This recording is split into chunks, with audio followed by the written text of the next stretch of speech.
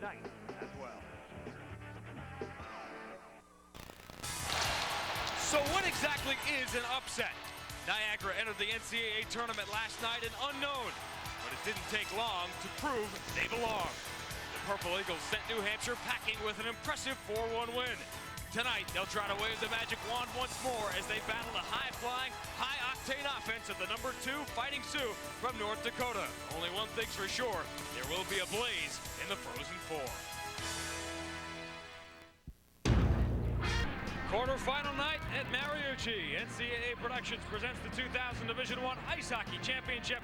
The first national quarterfinal game features the number 6 seed, the Purple Eagles of Niagara, against the number 2 seed, the WCHA playoff champions, the Fighting Sioux of the University of North Dakota. We check out the brackets, and gang, the herd is thinning. You see our first quarterfinal in the top half of the bracket. The winner of this Niagara, North Dakota game will be the first team to advance to the Frozen Four in Providence, Rhode Island. Delighted to be back with you, everyone. Sean Grandi and Tom Reed in Minneapolis. What a difference a day makes. I mean, 24 hours ago, Tom, Niagara, they were the X factor of this tournament. They were the outsiders. Last year, New Hampshire played for the national championship. Last night, this unknown Niagara team took them apart through center ice. How on earth did they do it? I tell you, they did it with just desire. They wanted that game more than New Hampshire did. They came in, but also goaltending was critical here. Greg Gardner had a tremendous game. His job is to stop the puck, and he did it all night long. They could not penetrate behind that defender, and I tell you, he played so well. Offensively, they got the goals when they had to. Greg Gardner now leading the nation in goals against average. Those 12 shutouts are an NCAA record. Well, the Purple Eagles of Niagara have won some big games this year, none bigger than last night, but I can assure you of this. They had not seen anything like the offense they're going to see from North Dakota tonight. 4.5 goals, 37 shots a game, extraordinary team speed. This is an explosive team also, Sean. This is a team that can shoot. They've got the players to put the puck in the net. Lee Goehring, one of those guys, but he's not the only one. They've got one of the premier players in the country, in the likes of Jeff Panzer, a Hobie Baker candidate. He also knows how to put the puck in the net. A great nose for that net, and he's really a team leader on the ice. North Dakota rolled over number 1 Wisconsin in the WCHA title game last weekend in Minneapolis.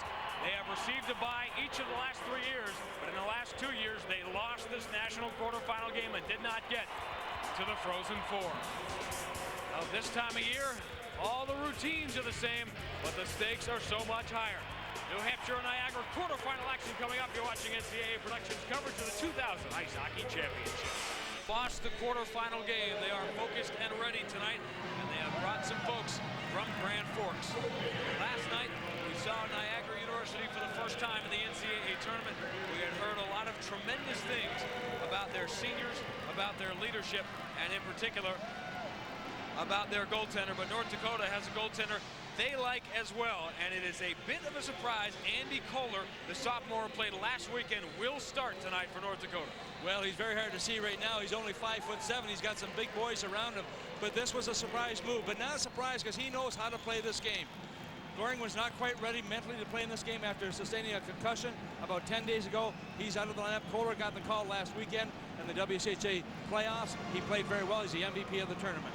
We had heard tremendous things about Greg Gardner, the Niagara goaltender, coming into this tournament. He lived up to those expectations last night. Well, he did. When he played against UNH yesterday, he stopped 34 out of 35 shots, 97%.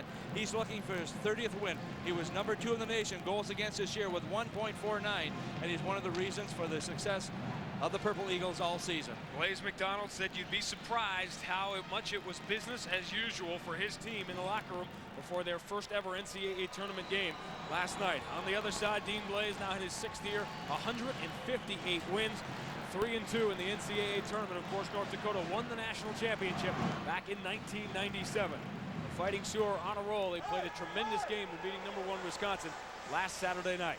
Timo Makala, the Niagara defenseman, along the back wall, bumped by Lee Goehring. This is an explosive first line. You can really say that about the first 3 lines for North Dakota.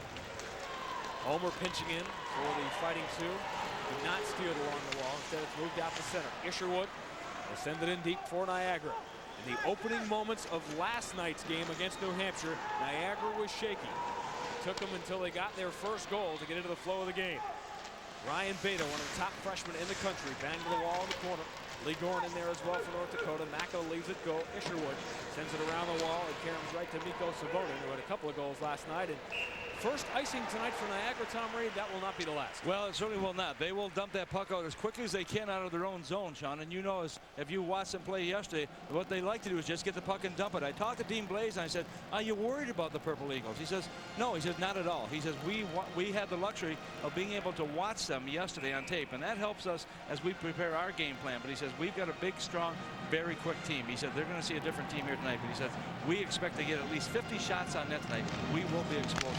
Panzer wins the faceoff, and the shot sails wide by Brian Lundbaum. Now we want to update those of you in the Midwest who left the East Regional game between Colgate and Michigan. Michigan Wolverines still lead Colgate 3-2.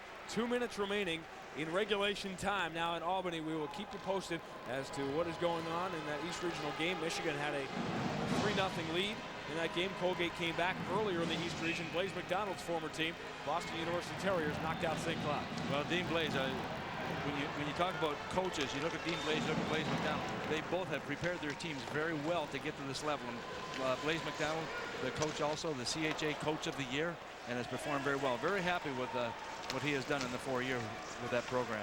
Not familiar with the CHA. It is College Hockey America, a new conference put together of Division I programs who simply didn't have anywhere else to go. And Niagara was certainly the class of that conference and won some big non-league games as well against some tournament quality teams to earn the at-large bid. And any question, any shadow of a doubt anyone had about whether Niagara deserved to be in this tournament was erased last night. Scarperud failed on his centering attempt. Now Lundbaum come in deep for the Sioux. Throws it out in front. Scarperud was trying to go to the backhand, couldn't do it. The Fighting Sioux obviously are going to have to love the big ice. Yes, they certainly are. And the one thing is they've got the speed to be able to control things here. The one thing where it does hurt them though, Sean, is in their forecheck, because they have a very strong forecheck. But on that big ice, they kind of hesitate every once in a while. And when you do that, you give the team the other luxury of just coming right back out with that puck.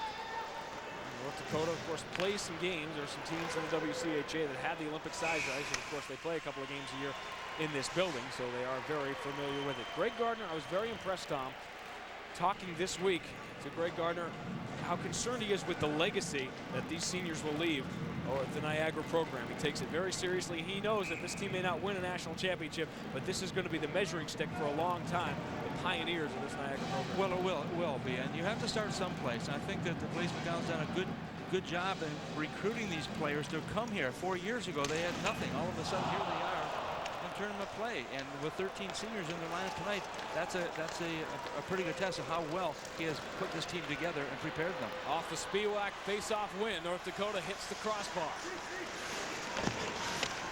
Yet the first quality chance comes off the stick of Scott McDonald, and I mean point blank. That ought to get Kollar into the game. Remember last night against New Hampshire, Ty Conklin did not have a clean look at a shot until about 8 or 9 minutes into the game. Spiewak is onside, has a trailer. Hale. Ryan Hale will drop it back. Spiewak with a shot. Gardner smooth as silk as he was last night. Well, that's the one thing about having Kollar in the nets. He's very, very capable back there. But at the other end also with Gardner, you've got a player who's a little bit older in age at 24 years of age. And he gets a lucky break here with a pipe as it comes off just off the face-off here. You'll watch how far out he is from the net. And all of a sudden it comes into the corner as Hale takes a shot right from about 25 feet away. And watch this play right here, also coming right back in as McDonald comes in, and he just point blanks it right onto Andy Kollar. Andy just down nice and low, watching that puck all the way through. Top lines on again for both sides. Dakota played mostly 3 lines last week. Road shot deflected by Lee Gorin, and that did not miss by much. Savonin with a couple of goals last night for his fellow Finn Timo Makala. Here comes John Heffernan to center, rolls it in deep. This is probably more attack time for Niagara than they had in the first 7 or 8 minutes of the game last night. Almo breaks out, 3-on-2. As a man, Beta scores! Ryan Beta, the true freshman, opens the scoring, 3-11 into the quarterfinal.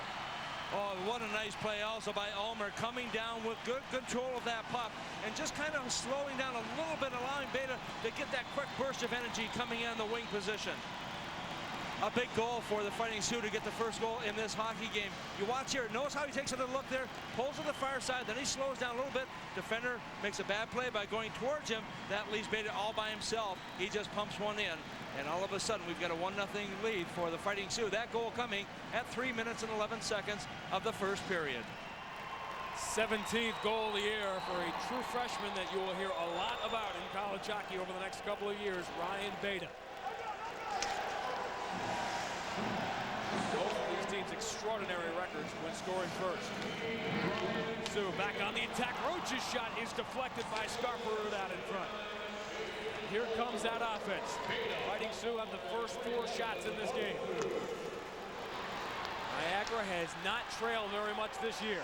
Panzer or Scarperud. Panzer again, working to the side of the circle, plays it down low, is deflected behind the net. Niagara will clear, Roach is back to prevent the icing. And the one thing, Sean, that you have to watch here is when North Dakota gets a goal, they get them in bunches. And that's what the Purple Eagles have got to be aware of. Panzer looking to get one in bunches. Sails it wide. Niagara just trying to get an icing, and they can't do it. They can't get the line change. Roach for Panzer, sends Hale in. Hale has a step. Hale to the forehand. Gardner poke checked it away, penalty call. And it has been all North Dakota for the first 4 minutes of the game. North Dakota will be on the power play when we return. The true freshman Ryan Beta opens the scoring. Ryan Hale almost doubled the lead. We'll be back after these messages from the NCAA. Well, it was 25 against 25. That was Colin Rose, who's going to pick up the hooking penalty, coming at 4-12. Ryan Hale was coming in on the outside and trying to get around to stuff that puck in, but hooked. And that's a good penalty because it took away a good scoring opportunity that North Dakota had. North Dakota on the power play this year, 24%, as you can imagine, with a lot of skill. One of the better power play teams in the country. Niagara will clear, giving us an opportunity to tell you that the Colgate Red Raiders, who trailed Michigan 3-0, have forced overtime.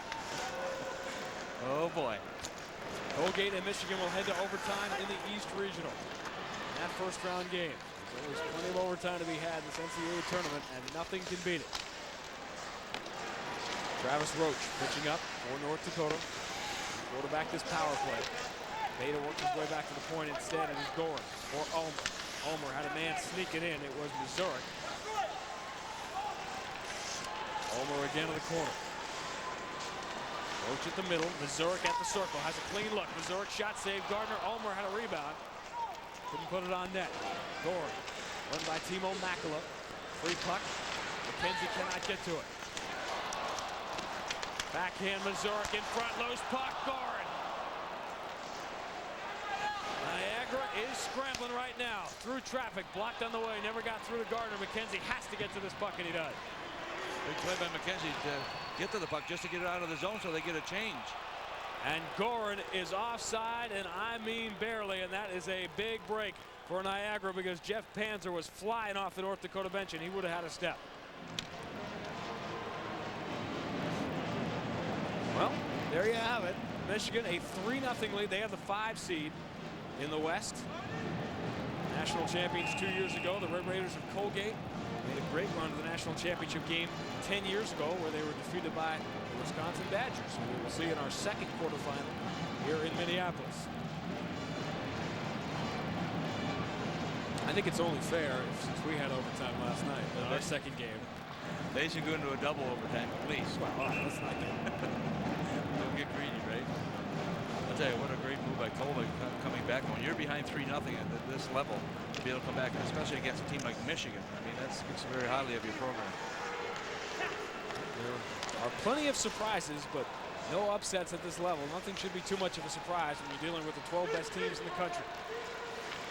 Across the line, Panzer throws it to the middle. Darwin Murray gets there and clears for Niagara. Good play by Murray just to get it off the boards and down the ice.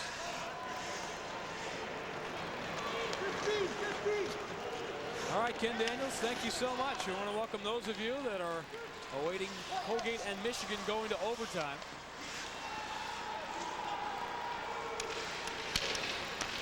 Meanwhile, North Dakota's power play is over, but their attack is not. Scarperud shot stopped by Gardner. Darwin Murray. All of you watching in the Midwest, I want you to stand by while we welcome all our friends from the East again.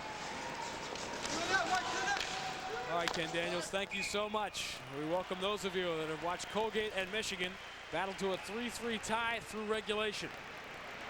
Sean Grandy and Tom Reed in Minneapolis, where Ryan Beta, the true freshman, opened the scoring for North Dakota early in this hockey game. Shots on goal through the first 6.5 minutes, 8-1 in favor of the heavily favored Fighting Sioux of North Dakota. And it's been all North Dakota at this point in the game. Niagara having a very difficult time just getting the puck out of their own zone, and they're one of those teams that will just dump it out, and then hope that good things happen. But the Fighting Sioux are not giving them any chance to really control that puck at all. Again through center. Randy Harris will try to bring it across. He does. Good speed by Harris. Backhand shot. Kollar the save. Second chance. Harris trying to retain possession behind the net. Can't do it. Timo Makala works it in down low. Timo O'Connell. Senior will control for the Fighting Sioux. North Dakota, if you're just joining us, explosive offensively. 4.5 goals, 37 shots a game. They are playing some of their best hockey right now. They have swarmed all over the surprising Purple Eagles of Niagara. The opening 7 minutes plus. Niagara will gladly take an icing here just to slow the pace down and get the line change they want. Ryan Beta has the goal for North Dakota. Niagara just trying to hang on in period number 1. You're watching NCAA Productions coverage of the 2000 Ice Hockey Championship.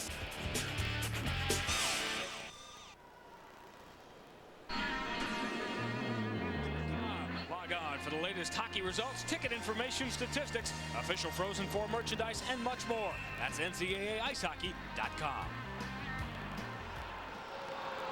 North Dakota, a tournament championship last weekend. How impressive were they, Tom Reed, against Wisconsin last Saturday? They were awesome. They go against the Badgers, #1 in the country, and they just kind of shut them down completely right from the get-go. And Beta set the pace, they turned the game by coming in and hitting very, very quick, and that would just transcended the other players. So they have the same type of, I think, opportunity here tonight, the way they're playing right now, Sean. They're trying to use the speed they have, also the physical play that they've got. Isherwood's shot was stopped by Kollar. Third shot on goal for Niagara.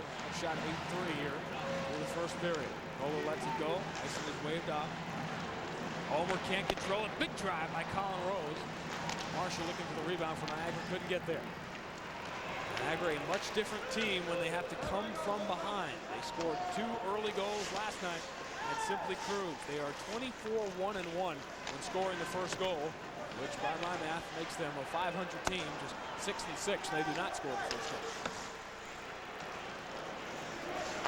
Lee Gorn in deep. Now Niagara's forecheck for the first time causing some trouble for the fourth line for Niagara. Trevor Hammer rolls it around for the Fighting Sioux. Beta will clear it out through center. Should be icing. And it will be icing against North Dakota. They're first. Well, there's Karl Goehring, who's all WCHA first team this year. You look at his record also, his career record, 62 wins, and look at the goals against average. I mean, the thing, he's 5'7". Kollar's 5'7", not very big, but the thing these guys do well is they stop the puck. There's no antics about them. They come in, they stop it, and just move it off to the side. You get so many goaltenders are all over the place, flipping and flopping. They are not those style of goaltenders. They just come in here, and they have a very good defense in front of them, which certainly helps them. Goehring was just been brilliant the last couple of years, particularly in his rookie year in 1998. He, of course, was the goaltender for North Dakota in their last 2 quarterfinal games, losses the last 2 years. Scarborough sails one wide. Will be kept in. At the point, bounces through traffic off the stick of the Zurich. Another defensive zone turnover. Lundball, his shot is blocked. Scarborough flips it up high. Panzer would have been a high stick anyway. Panzer, second chance, keeps it alive, and boy, Niagara looks like a different team tonight in their own zone.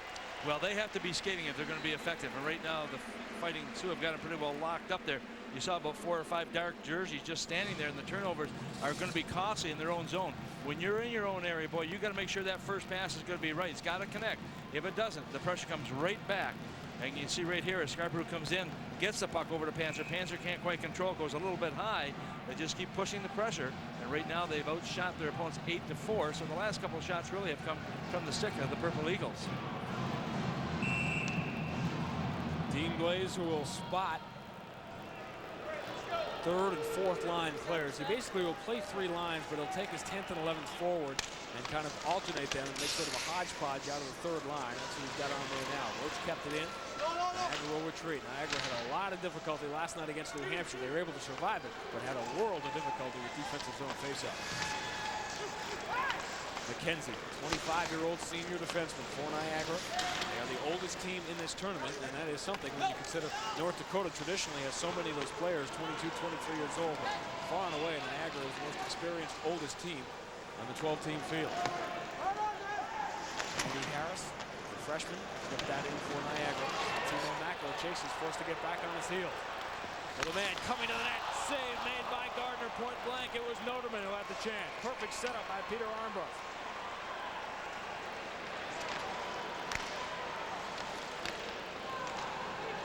Dean Blaze gets his first unit on there. Ulmer holding, drops to the trailer. Beta walks in, fires, deflected wide. And this has been a shooting gallery. Well, you watch them right now. They just are controlling the puck so well, and this team has such great speed and great vision of where each player is. They play so long together, and these guys just know what it's like and where they have to go in order to receive that puck. Icing is waved off here. I think Sioux were expecting it. Don't get it. Goehring begins the rush. This is a dangerous line on the Olympic sheet. Beta rolls around Colin Rose into the corner. Takes the bump from Handrahan, who played so well for Niagara last night. Beta leaves it go for Ulmer. Back to Commodore for the point. His drive is blocked by a sprawling Heffernan, but ends up on the stick of O'Connell, who sails one in from the left side. Another shot at an icing, and Savonin will take it. Well, they waved that one off for whatever reason. That is two in a row that should have been icing, and we're not. Gardner, he couldn't get the whistle, and finally they blow the whistle when the puck was free. So, hey, everything comes out in the wash. The faceoff will be in the Niagara zone when we return. It has been all North Dakota to this point. Out shooting Niagara 9-4. We'll be back after these messages from the NCAA. Well, these two teams right now battling it out, but it's 9-4 in favor of shots for North Dakota. 1-0 to lead on the scoreboard, and Greg Gardner has come up with some big saves for the Purple Eagles. Again, Niagara cannot clear with a face-off in their own zone. Scarperud sails one wide. Lundbaum, boy, the fighting Sioux, they smell blood in the water right now. Lundbaum circling to the middle. He's got all kinds of room. His shot, Gardner got a piece of it. He didn't see it, but he was able to stop it. Kasperk will clear to center. This entire game, through the first 11-plus minutes, has had the feel of a North Dakota power play. Kyle Martin, who had the big second goal for Niagara last night, tries to center. But the Purple Eagles did not settle down last night until they scored their first goal. Kasperk in deep for the Purple Eagles, beaten there by Jeff Panzer, who will clear out the center. Murray just fires it back in. He had no choice. And Niagara will be able to reset and finally get a change with the puck in the offensive zone. There's Jeff Panzer, great speed through center. Panzer drops for Lundbaum. Lundbaum throws it towards the net over Gardner. Nikolov keeps it at the point. Andy Harris, who scored the first NCAA tournament goal in Niagara history yesterday, lead for Sebastian. He's got some good speed. Sebastian's shot is blocked by Commodore. Never got through. The steal from Randy Harris. Niagara wanted to call, they're not going to get it. Spiewak at center, got caught up with his own man, Noterman. Purple Eagles will come the other way. Harris across the line, but ahead of the play on left wing and offside is Chris Sebastian. Well, Sebastian was looking for the puck, but just a little bit ahead of the game, and so that will result in the offside. But if the Purple Eagles are going to have any effect against the North Dakota Fighting Sioux, what they've got to do is beat them on the defense. Defense a little bit slow, so perhaps. So you look at Commodore, big, strong kid, knows how to play the game, but doesn't have the foot speed some of the other ones do. And so you play on him a little bit because the Purple Eagles have got some guys who have got some speed and can come around on the outside. Those of you who are watching Michigan and Colgate, we will get you back to the Mariucci Arena in Albany for that overtime period. Where it begins with Ken Daniels and Cap Rader. In the meantime, glad to have you with us here in Minneapolis. This is the first of 4 national quarterfinal games that will take place over the next 24 hours. North Dakota, number 2 seed, they got the bye. Niagara defeated the University of New Hampshire here last night impressively 4-1. Ulmer for Goehring in the middle, snapped it over the top. Those of you that have stayed, you just saw a great stop by Greg Gardner off the faceoff line. Well, as long as he can see the puck, he's able to make that stop. That shot coming from the point by O'Connell, one of those guys who's a senior at 210 pounds, has got the good size, but he's been one of their strong, consistent defensemen all season long. Greg Gardner, with Ryan Miller's performance against Boston College last night, now leads the nation in goals against that. Well, he has just had a tremendous win this year. As we said before, looking for his 30th win, and deservedly so, because they may not score a lot of goals against teams such as North Dakota, but when you've got the goaltending and the ability he has, he can win a lot of games for you. Heffernan dumped it in for Niagara. O'Connell, the senior defenseman for North Dakota, battling with Isherwood. Now Heffernan against Noterman for North Dakota. Battling the corner. Who could have imagined Niagara would begin this tournament, let alone with an opportunity to play for a chance at the Frozen Four. North Dakota, for the second time in the first period, was forced to take an icing. And Tom, an interesting thing happens when a team like North Dakota swarms Niagara. Gardner makes 11 out of 12 saves, and pretty soon you start saying, geez, we should be up 2 or 3-0 in this game. Well, that is exactly right, Sean. And the thing is, the frustration level starts to step in. But we talk about goaltenders winning games for you. They're capable of doing that. We've seen. I remember playing in the pros, and Gump Worsley stopped 63 shots in one game. We tied 3-3. Had he won one more save, we probably would have won that game. We still tied, but I'm sure you pointed out too. Goaltenders can make a big difference. And Dean Blaze, his stated goal for his team tonight, he wants 50 shots on goal. They are on their way to that right now. Panzer across the line. There is number 13, and it handcuffed Gardner. The Panzer coming in on the off wing there, being a left-hand shot coming in the right side gives him a better shooting angle. Gardner had a little bit of a problem with it, but the one thing he does not give up is rebounds. You watch here, Panzer comes in and it snaps one away. And look where the rebound is right now. It's about 1.5 feet, about a foot right in front of him, and that's about it. But it doesn't go out a long way, and he's able to just corral that back in with a big stick.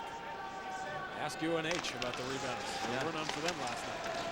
Panzer back to the point. Missouri shot. There is a fat rebound. Sioux will control. Roach fakes the shot, puts it to the middle. Lundbaum tried to wheel it down low to Panzer. Panzer going to get it back. Panzer through Lundbaum. Niagara has a chance here for a 2-on-2 at least. Gasper. Oh, he is hammered by Roach across the line. I mean hammered. McKenzie, the defenseman, pinching in. It comes through. Kyle Martin, snapshot sails wide. Get the sense it is not desperation, but Niagara, I think, realizes that their offensive opportunities may be few and far between, and they are giving it their all when they have the puck in the offensive zone. That one bounced in on Andy Kollar. 5:27 remaining in the first period in Minneapolis. Niagara on the ropes, but they're hanging in. You're watching NCAA Productions coverage of the 2000 Ice Hockey Championship. Well, North Dakota leads 1-0. They've had 14 shots on net. Greg Gardner has been spectacular. 5 shots have been propelled from the sticks of the Purple Eagles. Niagara was outshot 35-19 last night against New Hampshire. They win a face-off in the offensive zone. Colin Rose plays it off the back wall. Sebastian pulled down, and Niagara will get the opportunity on the power play. Aaron Schneekloth will go off for North Dakota. Well, that will give them the extra man. Don Adam, the referee, heads to the penalty box to make the calls. You see hooking. That coming at 14 minutes, 39 seconds of the period. Schneekloth, the sophomore defenseman out of Calgary, probably their most offensive defenseman back in that position. But right now, he just will have a chance to sit for a couple of minutes.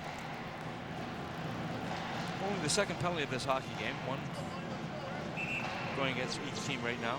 North Dakota did not score on their power play. Now, Niagara's numbers are extremely impressive on the power play. 28% on the year, but again, Niagara's numbers, some of them fall apart when you factor in the strength of schedule. Some of them do not, like their penalty killing in the defense, but the power play number not as impressive. Rose off the face-off win. Kollar is there to make the stop.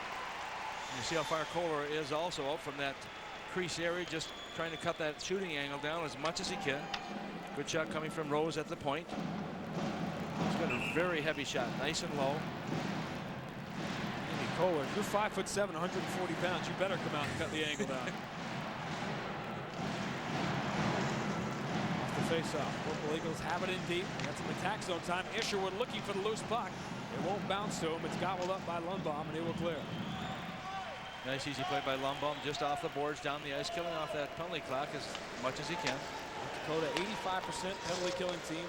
17 out of 22, a little bit below average. The WCHA playoffs, they had trouble on the penalty kill in their first round series. Taking 2 out of 3 from Denver. Ulmer, shorthanded across the line. This is possession to Isherwood. Isherwood will start it out slowly. He set up that huge third goal for Niagara in the second period yesterday. Heffernan's taking a beating. That was twice that Roach has run in. Same guy, same spot. See if he goes there the third time. he may be ready the next time. Roche doing a good job back there just as a freshman. He's really played well offensively too. He's got 7 points in his last 3 games and just a freshman. Note to self. Don't go in on the left side against Travis Roche. Kyle Martin. Looking for Peter DeSantis, one of these seniors who has stayed with it for all this time. 13 seniors will play tonight of the 19 players for Niagara. Average age over 23 on this team. How rare is it in college hockey these days for players to play together for 4 years? Yeah, you certainly don't find that very much anymore. The lure of the big contract certainly takes some of the talent away from the leagues. Makala.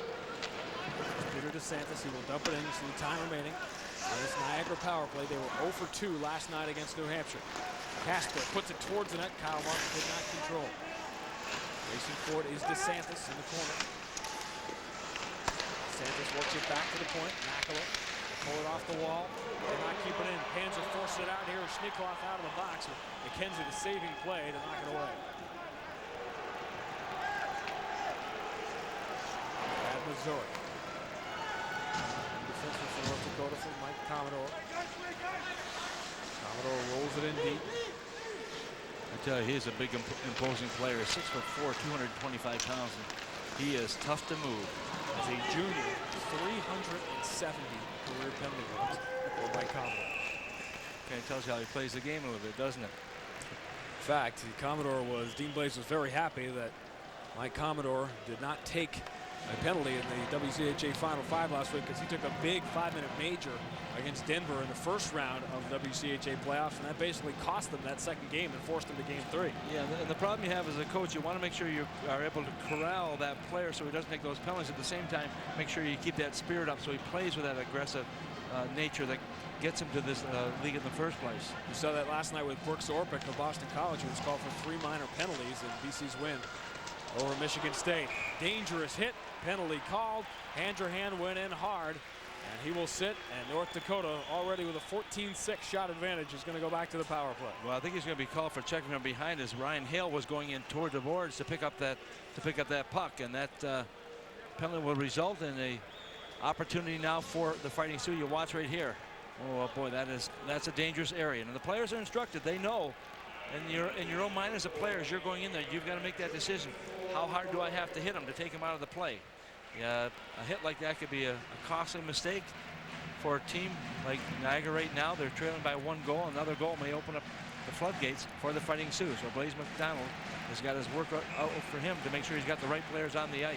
Now, we told you Niagara's power play numbers don't really hold up in their games against teams from the Big Four conferences, but their penalty killing actually does. They are at 88% in games against teams from the top 4 conferences and at 88% against the rest of the teams as well. They were very impressive, 3 for 3 on the penalty kill last night. They killed off a North Dakota penalty earlier in this period. Purple Eagles do not want to be looking at a 2-0 deficit. Face-off win in the offensive zone. Mazurek with a drive, but is blocked on the way. That's one of the strengths of the Purple Eagles also, is being able to block those shots. I think they had defensemen blocked about 13 shots in yesterday's game against New Hampshire. Roach looking for Mazurek, turns it over.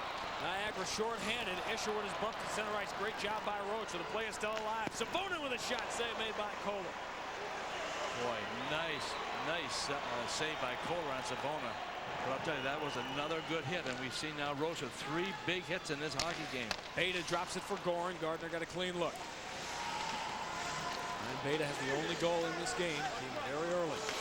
Roach through traffic, deflected in. Gardner stands his ground.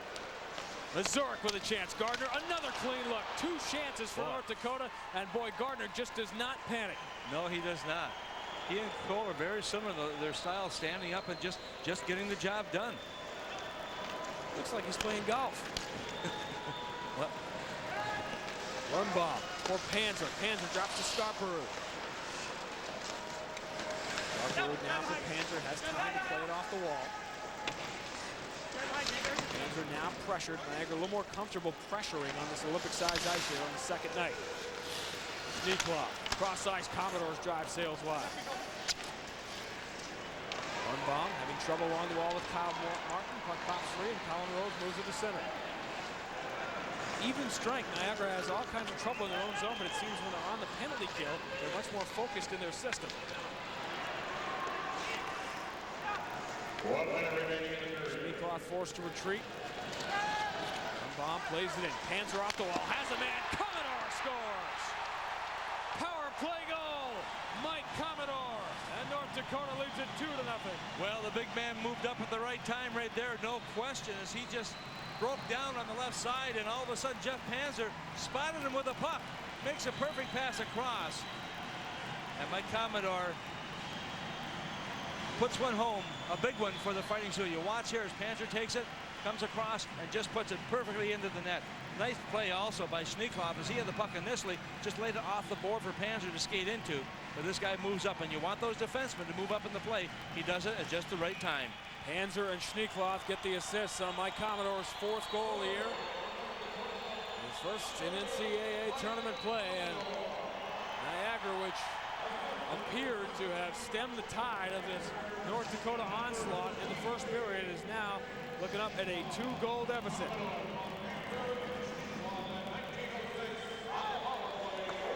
O'Connell back deep for North Dakota. He knew the Sioux would be focused. They have been in this game 3 years in a row, actually 4 years in a row. Won their quarterfinal game with the bye in '97, but have lost each of the last 2 years to Michigan in '98, a game that was played on Michigan's home ice. And then last year, they lost to Boston College in this round. Gardner will clear it out.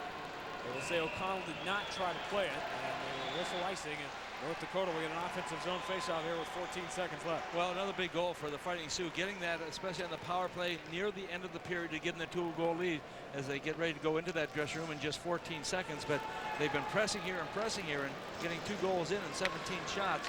I'm sure that their coach, Dean Blaze, would like to see a few more of those pucks going into the net to open up that gap a little bit. But the problem you have with that, if you get too wide of a gap, you have a tendency to back off a little bit and allow the other team to come at you. So you want to keep the game a little bit closer, perhaps, and perhaps the coach would like to see it. Heffernan will clear it all the way through. There will be no icing here, and that's how the first period will come to an end. Dean Blaze wanted 50 shots tonight. He's got 17. He's 1/3 of the way there.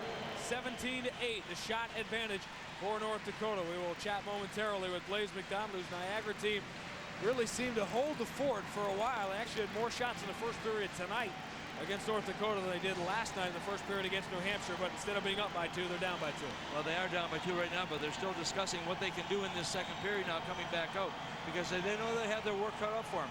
Fighting Sioux, when they get that lead, when they smell that victory, they just keep coming at you. And then with the speed they have, the talent they have, and the solid goaltending, they're going to make it very, very difficult. So you've got to resort to some other tactics, perhaps, on the part of the Purple Eagles to try to penetrate the defense of the Fighting Sioux. Ryan Beta and Mike Commodore have the goals for North Dakota. The Commodore's goal, the power play goal, a big one, coming in the final minute of that first period. And as a result, a 2-0 game instead of a 1-0 game. Niagara coach Blaze McDonald joins us downstairs, and it seemed like you would stem the tide until they got that late goal. Yeah, you don't want to take a penalty that late in the period. I thought it was a pretty aggressive, pretty good play by our defenseman. I thought he just played tough, but you know, that's the rub of the grass, so to speak. But yeah, it was a tough play, but we kind of, you know, a little bit fatigued today. We're trying to get some jump back. I thought we had a few good shifts. We just got to focus on our energy level and just playing hard, regardless of what the scoreboard might say, and I think we'll be in pretty good shape. Blaze, your team right now has not had a lot of time to really control the puck. It's been pretty well controlled by North Dakota. What do you have to do to be able to penetrate their defense? Well, we just need to do a good job of hunting down loose pucks. You know, we're kind of standing around. We need to be a little bit more aggressive going after loose pucks. They're a terrific ball club. I mean, you know, we've really got our hands filled, but I think we're doing a good job of creating the type of game we need to create, and I think we'll be fine as the game progresses. Blaze, you said people would be surprised by how businesslike your team was yesterday. Same thing today? Yeah, I mean, same thing today. I think the guys were a little bit tight going into the game. I mean, this is, as I said, a good team, and they have a lot of jump not having played last night. I think we settled in. We just need to compete a little bit harder, and we got to come up with some more loose pucks. All right, Blaze, good luck doing it. Thank you. That is Blaze McDonald, the head coach of the Purple Eagles of Niagara. They trail by 2. Power play goal by Mike Commodore in the final minute of period number 1. Made it 2-0 North Dakota. You're watching NCAA Productions coverage. Dakota Fighting Sioux lead the Purple Eagles of Niagara by a score of 2-0. With us right now, Jeff Sauer, the head coach of the Wisconsin Badgers, #1 team in the country. I guess, first of all, Jeff, congratulations on your position. This has to be a fun year for you and your team. It's been a great year, Tom, right from day one. The guys really worked hard over the summer, got everything organized from a physical standpoint. We got started on a great note. We won some games early in the season we probably didn't deserve to win, but close games that we came back and won, and that really got us started. Our confidence kept building all year, and we find ourselves as the #1 seed in the West. You know, we look at some of your players, and certainly Steve Reinprecht, the name comes up, and Hobie Baker candidate. What does he bring to your team? Well, Steve has been a 4-year leader for us. Really from day one coming in, he's the type of player that does little things on and off the ice to help, like an assistant coach type of thing. But this season, what's really happened to him is he's just taken control of the team, which has really been a real positive for us. And he's been the real guy behind the scenes to get the things done for us. He's an outstanding player, but on top of it, guys follow him. He's like the Pied Piper, so to speak, and guys follow him, do a good job, and really listen to what he has to say.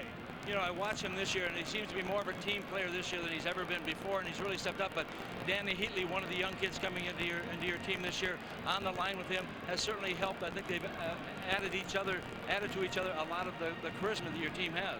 Well, the biggest thing about Steve Reinprecht, the last couple of years, he's felt he's had to do it all himself. So in times he's squeezed the stick a little harder on passing the puck or shooting. And this year he's got some people to give the puck to, and Danny Heatley is one. Dave Huckalo has come on and played really well on that side, on the other side. And it's really been a fun year watching Steve develop, because now he knows he gives the puck up, either a guy's going to score or he's going to get it back. I guess looking at your opponent, Boston College, what is your read on them? Well, they're a good hockey team. They're very talented. I was very impressed with them last night. The speed and quickness. They've got 5 or 6 players that can really go and really work hard. What we have to do is, first of all, those 5 or 6 players played a lot of hockey last night. Hopefully we can wear them down a bit. The goaltending, I think we can get to the goaltender. If we can get to the goaltender, I think we can score some goals, and that'll be another key. But we're fresh, we're rested, ready to go, and hopefully good things will happen. Well, it will be interesting. We look forward to seeing you in that next game against Boston College. The score here after one period, 2-0 in favor of the Fighting Sioux. You're watching NCAA Productions coverage of the 2000 Ice Hockey Championship. Dakota in period #1. They lead the Purple Eagles of Niagara by a score of 2-0. Sean Grady, Tom Reed back upstairs at Mariucci Arena, and pretty much what we expected. Niagara, it appeared for all the world as if they were going to escape that first period. It would have been one of those in which we said, sportscaster-wise, boy, they were sure lucky to get out only down 1-0, but they couldn't hold them off in the power play. Well, they can, and the one thing is the Fighting Sioux are so explosive. You look at the power plays, you look at their shorthand situation. This is the team that just keeps coming at you in waves, and that's what the Fighting Sioux did in that first period. But Greg Gardner has been the difference in this game thus far. He needs to continue to play that way, but he's got to get some help up front. In order to win games, you have to score some goals, and that's what the Purple Eagles have to do right now, get something on the board. Last night, Niagara survived the opening rush of the University of New Hampshire in the first few minutes. Tonight, they could not, as North Dakota got an early goal from Ryan Beta. Well, you have to have those players who are able to go for the net, and Beta's one of those guys who can make some things happen. He's just a youngster, but I tell you, he knows how to play the game. But he and Ulmer work so well together. He comes up ice here, right here, and you watch as Ulmer makes a pass across to him. Perfect pass, draws the defenseman towards him. That leaves Beta all by himself. Continue on here. All of a sudden on the power play now, you've got defense moving up in the play. Panzer takes a perfect pass to Sneakloff. Commodore comes up, and he just one-times it. He buries that one. He made sure that was going to be in the net. 19 shots on goal for North Dakota. They said they wanted 50 shots in this hockey game. They get 19 in the first period.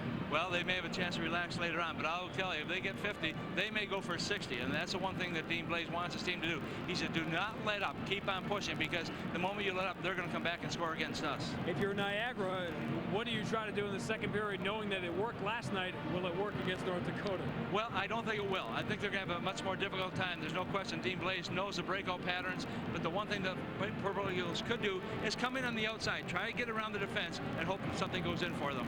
Well, we do want to update you as to what is going on in the East Regional, where the Michigan Wolverines have advanced. As we check out the brackets, Michigan has won the game in overtime. They have advanced to the national quarterfinals.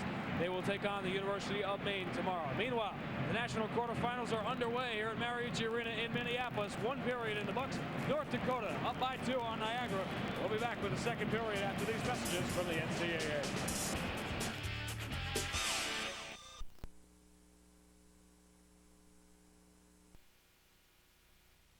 number one. They were on the attack. Got a power play goal late in period number one to take this 2-0 lead. If you're Niagara, what was the topic in the locker room? Well, I think the topic was, when we get the chances, make the most of them. They're not going to get a lot of chances in this hockey game. They've got to pick up their speed a little bit here too, and they've got to make sure they get the puck to the center of the ice where they get the better shooting opportunities. But they cannot just take the shot and just have an easy shot. Every time they do it, they have to do it with the idea they're going to bury it. Ulmer throws it out in front. A pass that was deflected by Isherwood and Heffernan, who got back. New Hampshire is a very good hockey team, but speed-wise, this is a whole other game when you're playing North Dakota. Boy, they have got some tremendous skaters here, and they just keep coming at you. When you get round one, there's somebody else who's going to be there as well, and their forecheck is one of the strong points of this hockey team. Savonin, 2 goals last night. Carries out for Niagara, quickly turn the other way. Timo Makela rolls it around the wall. Heffernan turns it over. Goehring, point blank. Gardner holds his ground. Good a stand-up goaltender as there is. Commodore with another shot blocked on the way. Commodore's 4th shot of the hockey game. And Sean, you watch Gardner too, and he makes the save, and he makes it look so easy, and he's right back for the next shot to come to him. Isherwood in deep. Savonin heads for the net. Isherwood back for Colin Rose. He can't play it in deep. He's going to try something else, which is fire it towards the net. Good idea. Kollar to stop. Facing a goaltender that has played well, but not very well during the playoff run. An inexperienced playoff goaltender. Niagara's got to put some more shots on. Big poke check. And a turnover. Lundbaum, save Gardner. Panzer keeps it alive. Panzer is so unselfish with that puck. He'd rather make a good play and have one of his teammates score than him get the goal. Kasparek in the North Dakota zone. 4 members of the Sioux back. Panzer. Lundbaum. This is to Colin Rose. Commodore will give chase for North Dakota.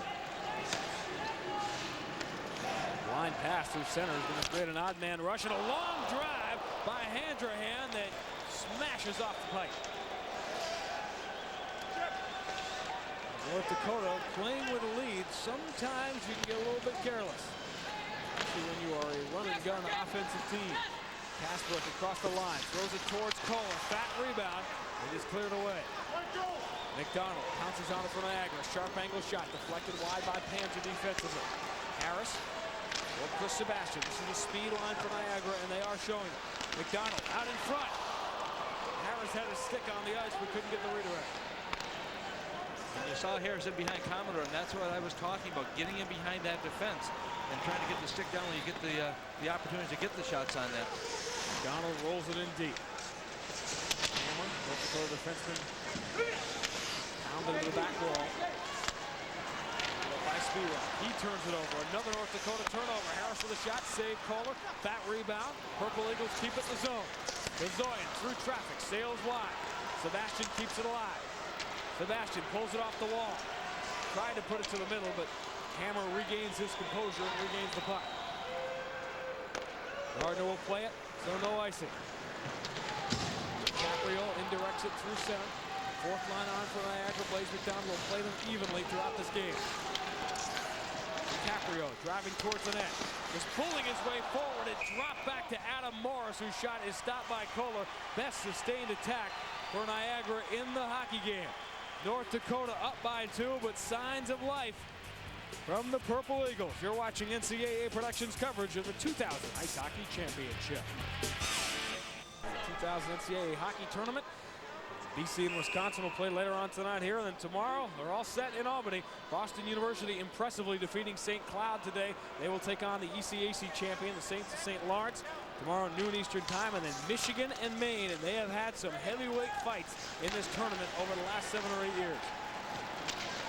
Great semifinal games in '93 and in '95. Michigan led 3-0 in their game today, lost the lead, had to go to overtime to win.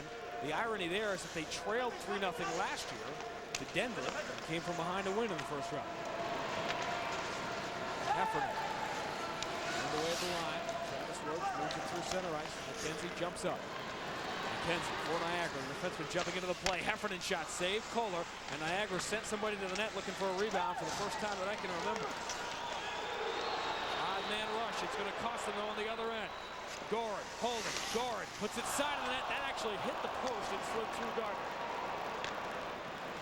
Niagara gambling for the first time this weekend, down by 2. Beta across the line. Beta dropped for a trailer. Goehring, it comes all the way through. Roach is going to have to play it in deep while North Dakota resets. Panzer with forecheck on Timo Makala, who lost his balance. Now Martin comes back to help him out. Martin directs it off the wall. Now pulls it into the North Dakota zone. Kyle Martin with a shot. Save made by Kollar. Handrahan was there for a rebound, but his stick was held. O'Connell, the defenseman for North Dakota, that took care of him. Another defensive zone turnover. O'Connell through traffic. Gardner the save. Fat, juicy rebound is knocked to center. Well, we're seeing some chances at both ends with that puck coming into the slot here, but neither team has had the ability to get to it to put the puck into the net. Both Kollar and Gardner both have had some tremendous saves in this game. Niagara has outshot North Dakota now 6-5 in this second period.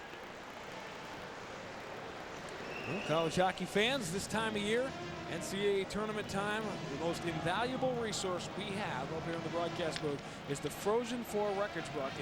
It has all the records, all the games, all the names, and the history of this tournament, and it has all the brackets. You can look back. That's really the best part of the whole thing. A complete record of what a lot of us feel is the greatest show on earth, the NCAA hockey tournament. Only $12 for the NCAA Frozen 4 records book. Call 888-388-9748 Monday through Friday, 9 to 5. Well, the one thing the Purple Eagles are doing right now is they're moving their feet better than they were in the first period, and they're getting some chances here in the second period, which we did not see in period number 1. Used that Frozen 4 record book last night to determine that the BC-Michigan State game was the 16th longest game in NCAA tournament history, until Michigan and Colgate surpassed it today, knocked it down to 17th. Handrahan turns it over. Noterman out in front, has Gardner down. For the first time all weekend, Gardner lost his composure, flat to the ice, and guess what? The puck hit him anyway. Well, Noterman, I tell you, he's had a couple of good chances in this contest, but he has not been able to capitalize yet. But he made the right play by coming in there. But once again, Gardner had the body in the right place. Whether he's knocked down or he went in that position by himself, doesn't matter as long as he stops it. Morris. That's it. Randy Harris, who rolls it in deep. All Niagara goes on another player change. Chad Mazurek, sophomore defenseman, back to get it for North Dakota. Turns it over. Handrahan, shot from the point. Kollar has not been tested much. A couple of quality chances for Niagara in this second period. Most of the shots coming from the perimeter. Goehring across the line. Goehring has a trailer. Ulmer tied up by Scott McDonald. O'Connell slides across to keep it in the zone. Good play by O'Connell. Goehring tried to lift the stick of Bazoyan. Did not force the turnover. O'Connell is flipped down by Handrahan. It was stepping in North Dakota zone. His shot was deflected, sails wide. Cloud scored on one of those goals today in the closing moments of their game with BU to make it 5-3. O'Connell across the line. Trying to put it towards the net. Bazoyan deflected it. Sharp angle. Thrown out in front. Ulmer trying to dig it free. Can't do it. Bazoyan will move it ahead to McKenzie, who carries through center. 4-on-2 Niagara. Isherwood holds up. Isherwood has a man. Savonin puts it all the way through. McKenzie, the defenseman down low, is on his off wing. O'Connell moves to the center. Probably seen more good scoring chances for Niagara in the last 6 or 7 minutes than in the previous 4 periods combined this weekend. Well, one of their strengths is their transition game. When the puck goes into their own zone and they pick it up, I tell you, they're probably one of the quickest teams I've seen to be able to take it and move it right back ice again. They do not take the time to go behind the net. They just stop and come right back up ice. Niagara had only 19 shots last night. They've got 15 less than halfway through. We'll be back after these messages from the NCAA. Fighting Sioux with some good chances here. Jason Noterman had a good chance coming in behind right here. You see Gardner had already down, and the puck just hits him right in the helmet. It just goes to the side, but Noterman, one of those players out of the USHL, the junior ranks, played at Green Bay for a couple of years. Panzer as a trailer. Scarper and Panzer holding. Band on the shot. Do you believe that? Roach cannot get it in on time. North Dakota will have to reset. Well, he was lucky. He wanted to make the pass across to the far side, but he could not. Scarper was coming in there, but he was not in a position where he could give him the puck. Panzer, the leading scorer in the WCHA, 41 assists on the year, but he misses Lundbaum here on the long lead on left wing, and that'll be another icing call against North Dakota. Tonight's telecast is an exclusive presentation of NCAA Productions. Any commercial use of this telecast without the express written consent of the NCAA is not only prohibited, it's just not a nice thing to do. Well, Dean Blaze is behind the bench, head coach of the Fighting Sioux. A high school coaching legend here in Minnesota. Yeah, he sure has been. Out of International Falls, Minnesota.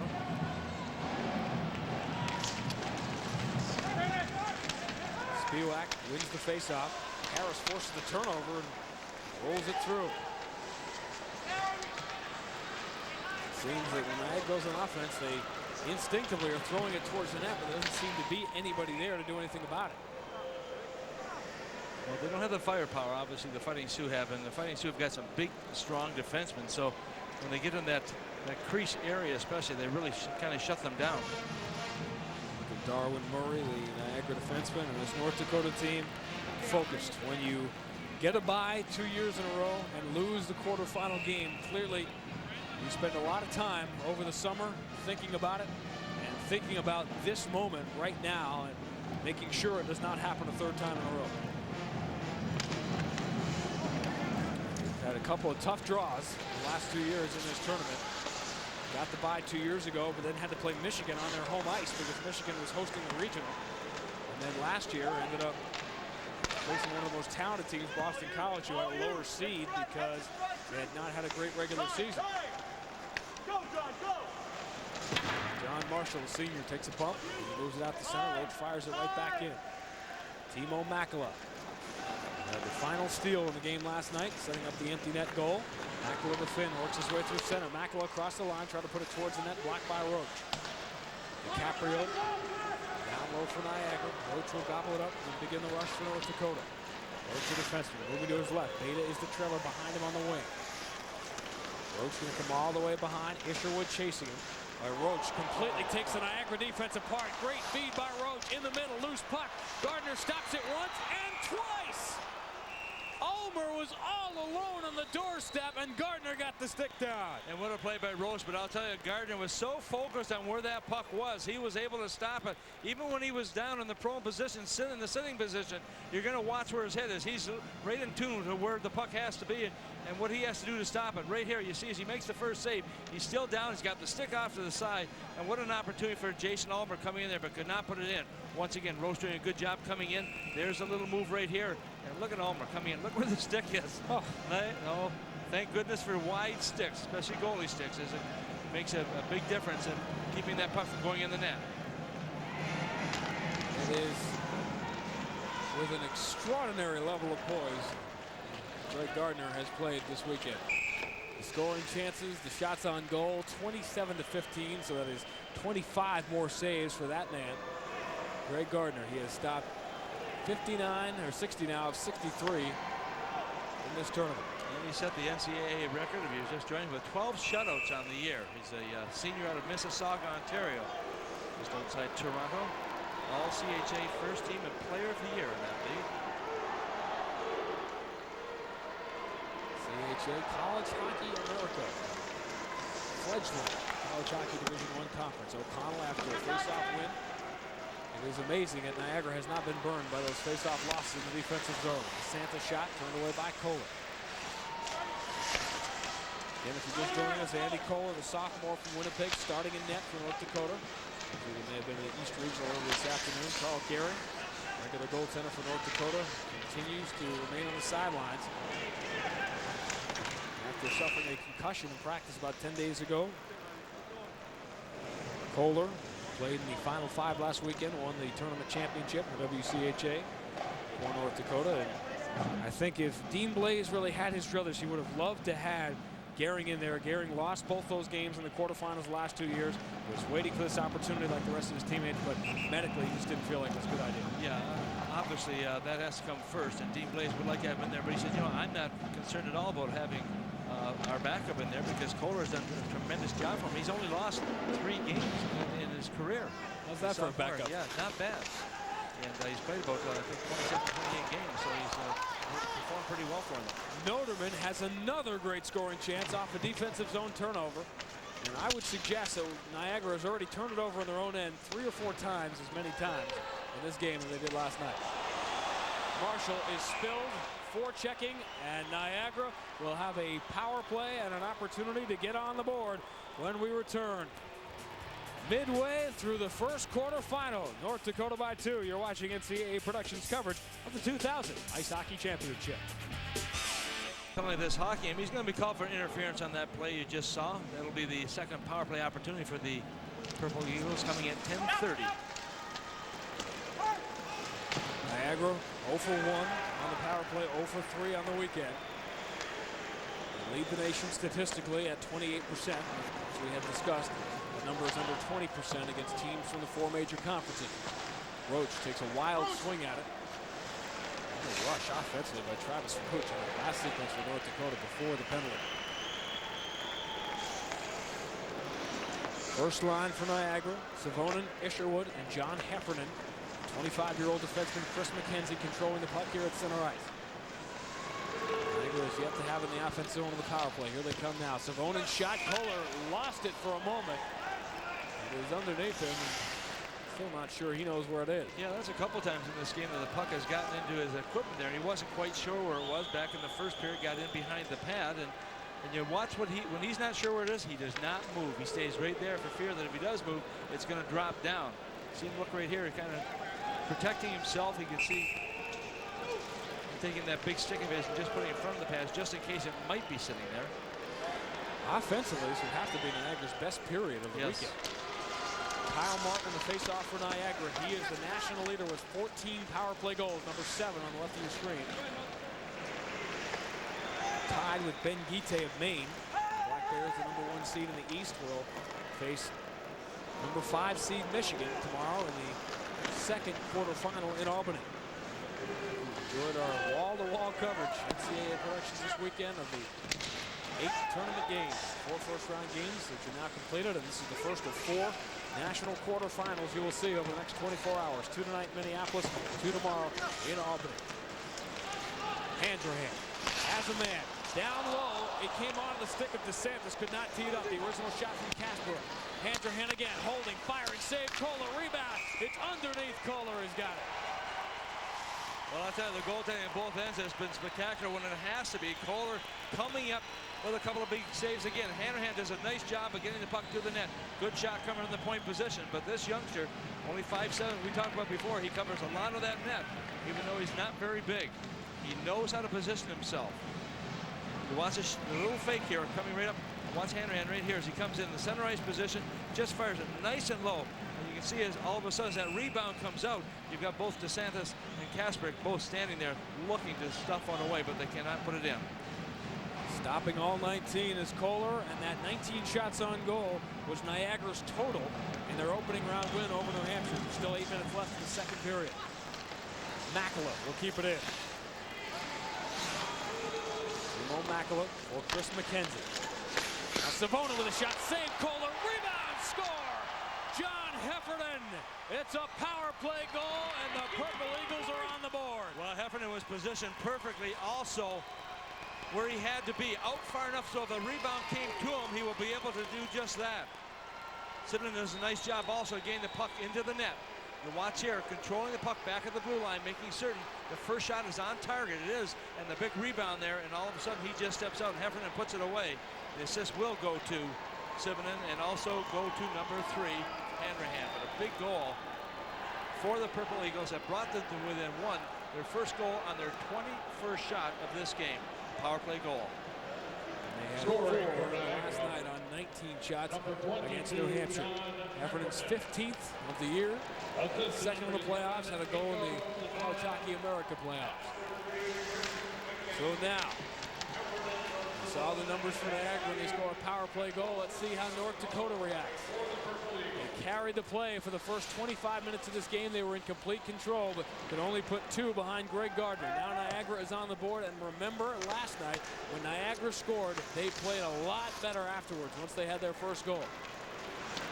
They have put together their best offensive period of the weekend here in the second period tonight in the quarterfinals.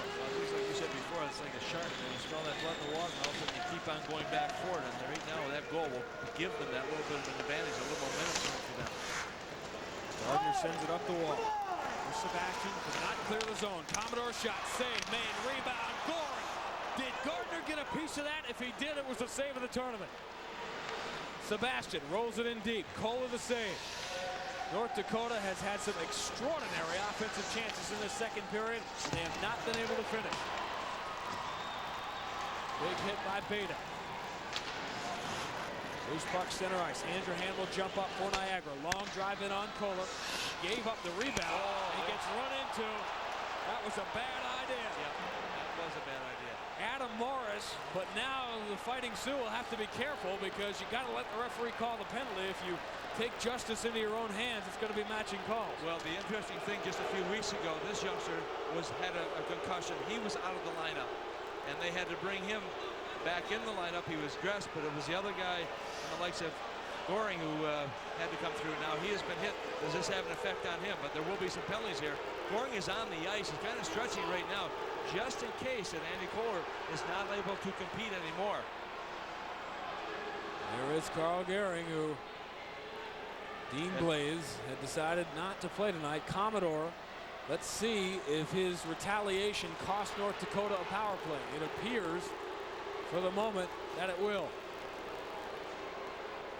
Well, we'll see if there's going to be a double penalty on one side or not, but nonetheless, when your goaltender is hit like that, then you have got to step in and do something. You can't, even though it's going to be a penalty, you've got to make sure that that you protect him as best you can, especially when you're 5'7". And Commodore is a big strapping guy. He just steps right in. We talked about his size before. At 6'4", 225 pounds.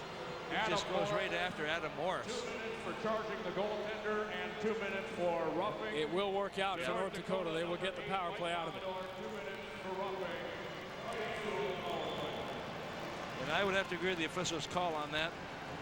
The protection has to come in here. Kollar is still down. And there's a look at Karl Goehring as he gets prepared just in case. But, you know, I think Kollar may say, you know, I'll be all right on this one. Just a little bit woozy, but that's the life of a goaltender. Well, for the moment, if you will allow me to play devil's advocate, my only problem with the call would be, where was the roughing for Niagara? Well, I think what the official looks at, you know, is the fact that the instigating hit created the roughing call, and it's a known fact that when a goaltender's hit, somebody's got to go in there to step in, especially in that situation. And in 9 times out of 10, the officials will call it roughing to each side and tack on the additional penalty that precipitated the whole incident. Just a little sidebar hockey discussion as we await the power play. East Regional games today. Boston University, first-round victory over St. Cloud.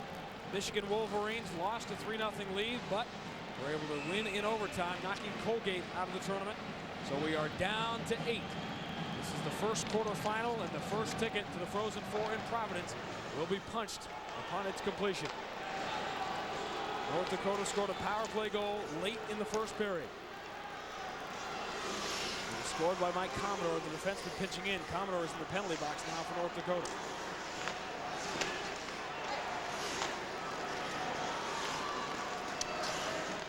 Homer drops it back to Mazurek, who tried to put one through traffic. It caroms off Kyle Martin.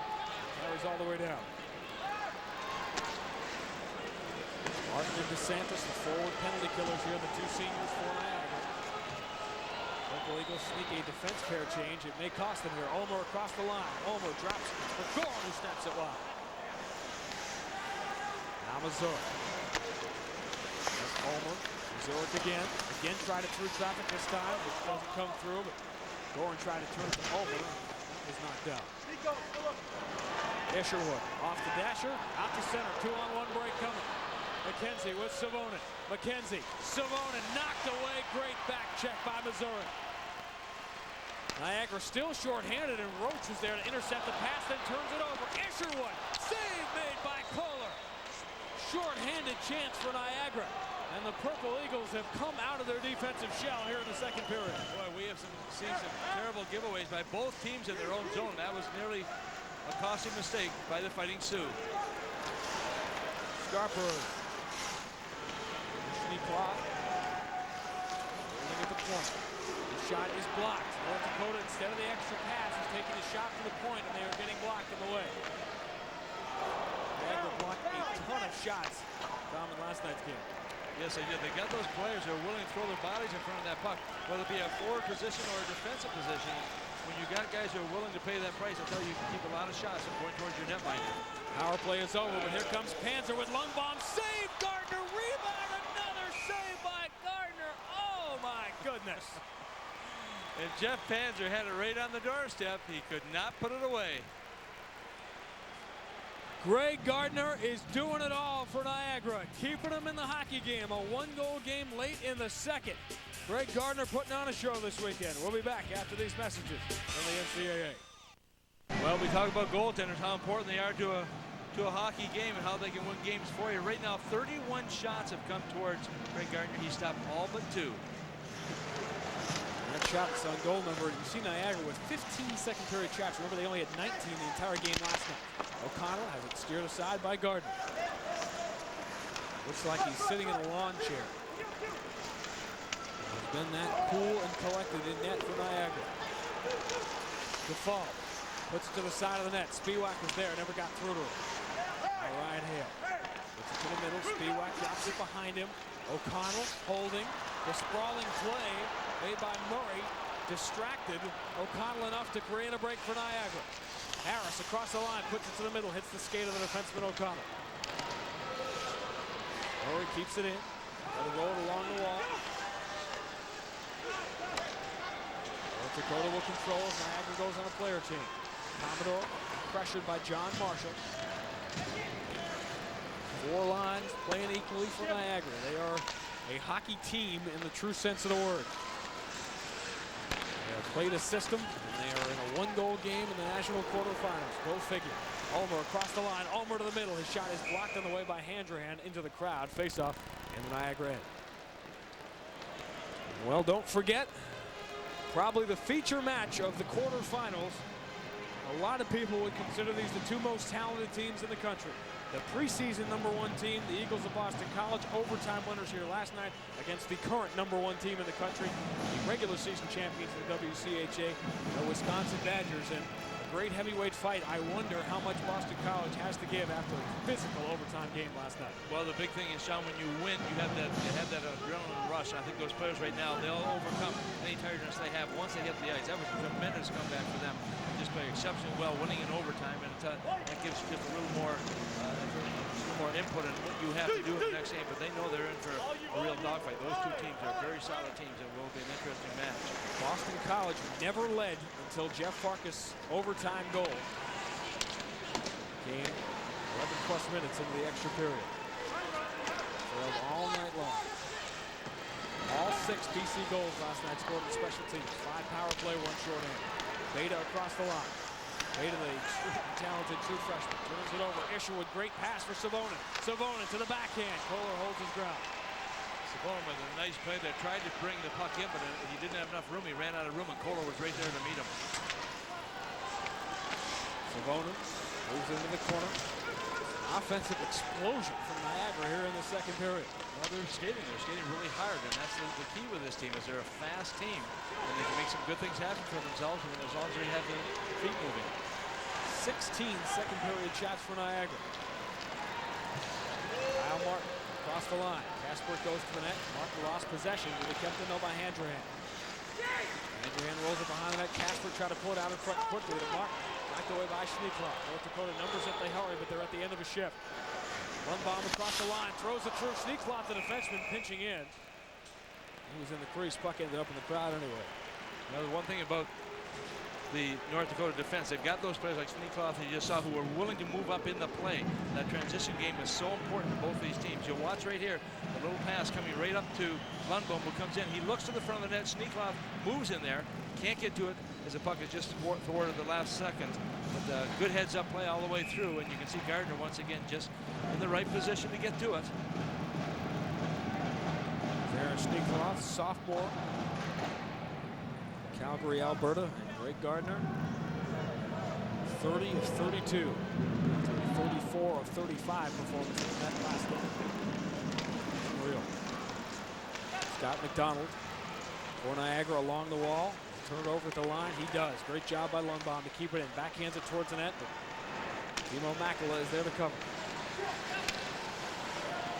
Panzer, great speed. Panzer through everybody. Panzer to the forehand. Save made by Gardner, and he's got it. And the defensive play by McKenzie was just enough to prevent Panzer from getting good wood on him. Well, I think Panzer also got a little bit of a check around the neck with the stick at the same time, but he has got some speed. We talked about the explosiveness of the Fighting Sioux. This guy leads it right here. You watch as he picks up the puck and does it all by himself. He breaks in between the defense. Watch where the stick is. Comes up, and all of a sudden he just keeps on going for it. And look at Gardner, equal to the task again, as he just is able to follow all the way through, well focused on what he has to do, comes out and look at the stretch. You wonder why they do those stretching exercises before the games and so on, to stretch out those muscles. There's a good indication why. Last night, Gardner was poised and in control. Tonight, he has been spectacular because he has had to be. Shots on goal, 33-24 North Dakota, and the 34th shot is another brilliant save by Greg Gardner. And you can see Tim Scarperud right there just look back in dismay, like how did he make that save? He's going for the top corner, but when you've got a goaltender who stands up so well most of the time, he takes away those corners from you. And Scarperud just right on the doorstep as the puck comes right off here. Back in front, he's all by himself as it just locks in there, but he cannot lock it into that net. What a performance this youngster's put on. Keep in mind, as you watch this game unfold, as you watch this story unfold, face-off win, shot is blocked. These Niagara seniors are players that nobody else wanted. Nobody recruited them. They came to Niagara in 1996, where there had been no program before. 4 years later, their dream of making the tournament has come true. This is going beyond their wildest dreams. They're playing for a shot in the Frozen Four. Travis Rowe, another great individual effort, and his backhand shot trickles all the way through. That's the second time Roach has controlled it in the offensive zone in this period. Savonin will clear to center. Isherwood will carry out with Heffernan. Isherwood methodically across the line, puts it to the middle. Heffernan tied up. Heffernan taking to the back wall. Isherwood trying to work it free for Niagara. One bomb on him. Final minute of period number 2. Colin Rose.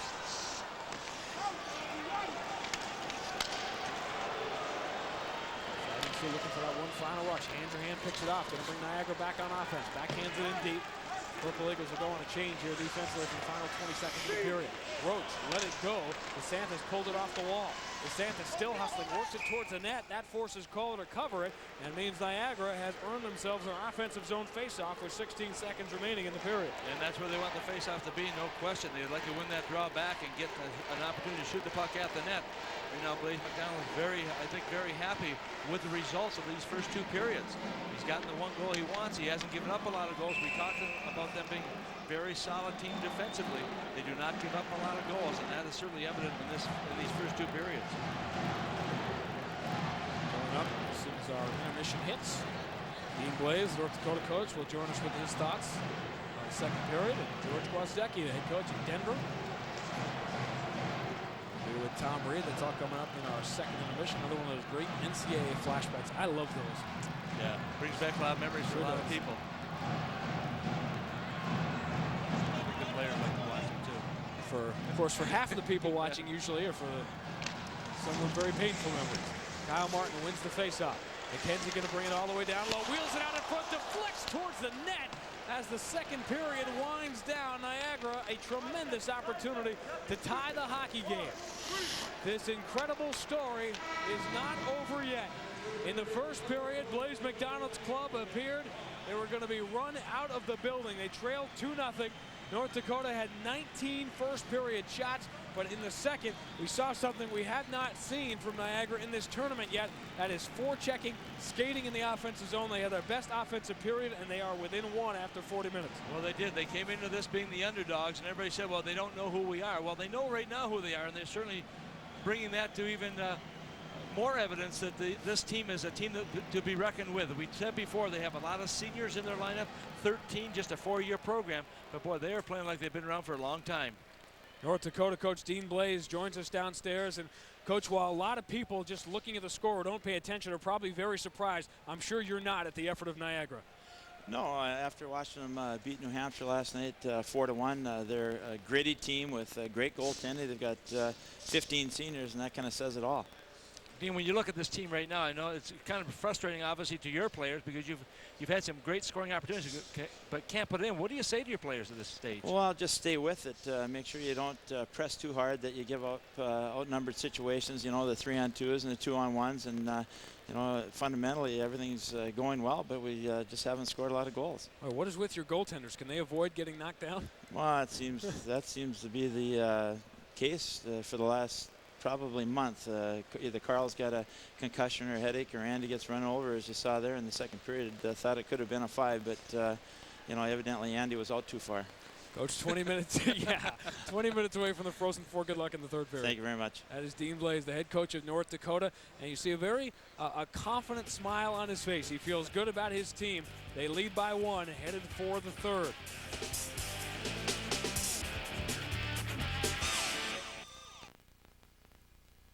Building with a trip to Providence in the Frozen Four on the line. 2 periods in the books in Minneapolis. North Dakota leading Niagara by a score of 2-1. Well, in the East region, they are headed for the quarterfinals tomorrow. The 2 first-round games took place earlier today. Plenty of excitement in Albany. For a recap, we head to Albany now for Ken Daniels and Cap Raider. Thank you, Sean. Well, after the beginning of game number tomorrow for BU St. Lawrence and Michigan, Maine.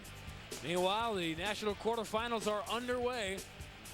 We'll be headed for the third period here at Mariucci, with North Dakota leading Niagara by a score of 2-1. George Gwizdecki, the head coach of Denver, joins Tom Reed when we return. Well, those two will have to figure out their differences. You're watching NCAA Productions coverage of the 2000 Ice Hockey Championship. That period scored by the Purple Eagles of Niagara. They trail by 1 goal right now over North Dakota. With us right now, the head coach of the Pioneers from Denver, George Gwizdecki. I guess first of all, George, as a coach, you look at Niagara. What's your input with a team like that just coming in for their first year? Well, I've been very impressed with the way they're playing, but I think the one thing a lot of people have not really looking at is their roster.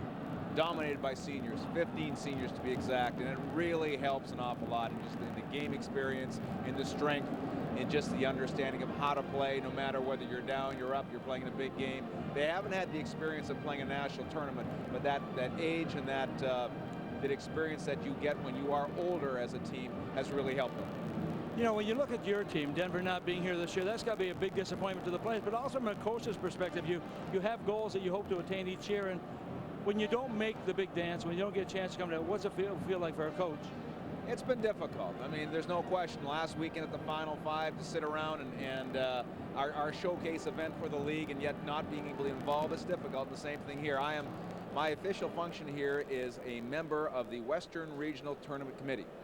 I'm not quite sure what that means, but I do have some obligations before and after the game to make sure that the coaches and the teams are getting what they need to do as far as the procedures are concerned. But there's no question that I think anybody who's not here would love to be here, and we've had great experiences in the national tournament over the last few years, and we had a little bit of a challenge this year with our inexperienced team, but I expect we'll be back next year. George, when you look at the different rinks, and Mariucci being an Olympic-sized sheet of ice, 200 by 100, I know your new building for the Pioneers is 200 by 85. More and more of the coaches are saying, let's get rid of the Olympic-sized arena. What are the concepts, I guess, of bringing it to have that size, and which would you really favor? Well, I've always been a proponent of the North American size ice surface, the 200 by 85. I think the wider ice surface, the Olympic size ice surface, really changes the game drastically, and not make it a better game. I don't think it makes it a better game. It takes a lot of the physical body play out of the game. It forces teams to start to play a lot more defensive minded because you don't want to get caught out of position, and it really changed the game and makes it, in my mind, a more boring game. 10 years ago, 15 years ago, Olympic size was the buzzword. Nowadays, I think a lot of schools and a lot of coaches who have Olympic size ice sheets are thinking different thoughts about you. We'd like to drop it down a little bit. Okay, George, thanks for being with us. We're looking for you next year to be in this tournament. Next year will be the year for you, right? George Gwizdecki, the coach of the Pioneers. We'll have more coming up, and you're watching NCAA Productions coverage of the 2000 Ice Hockey Championship.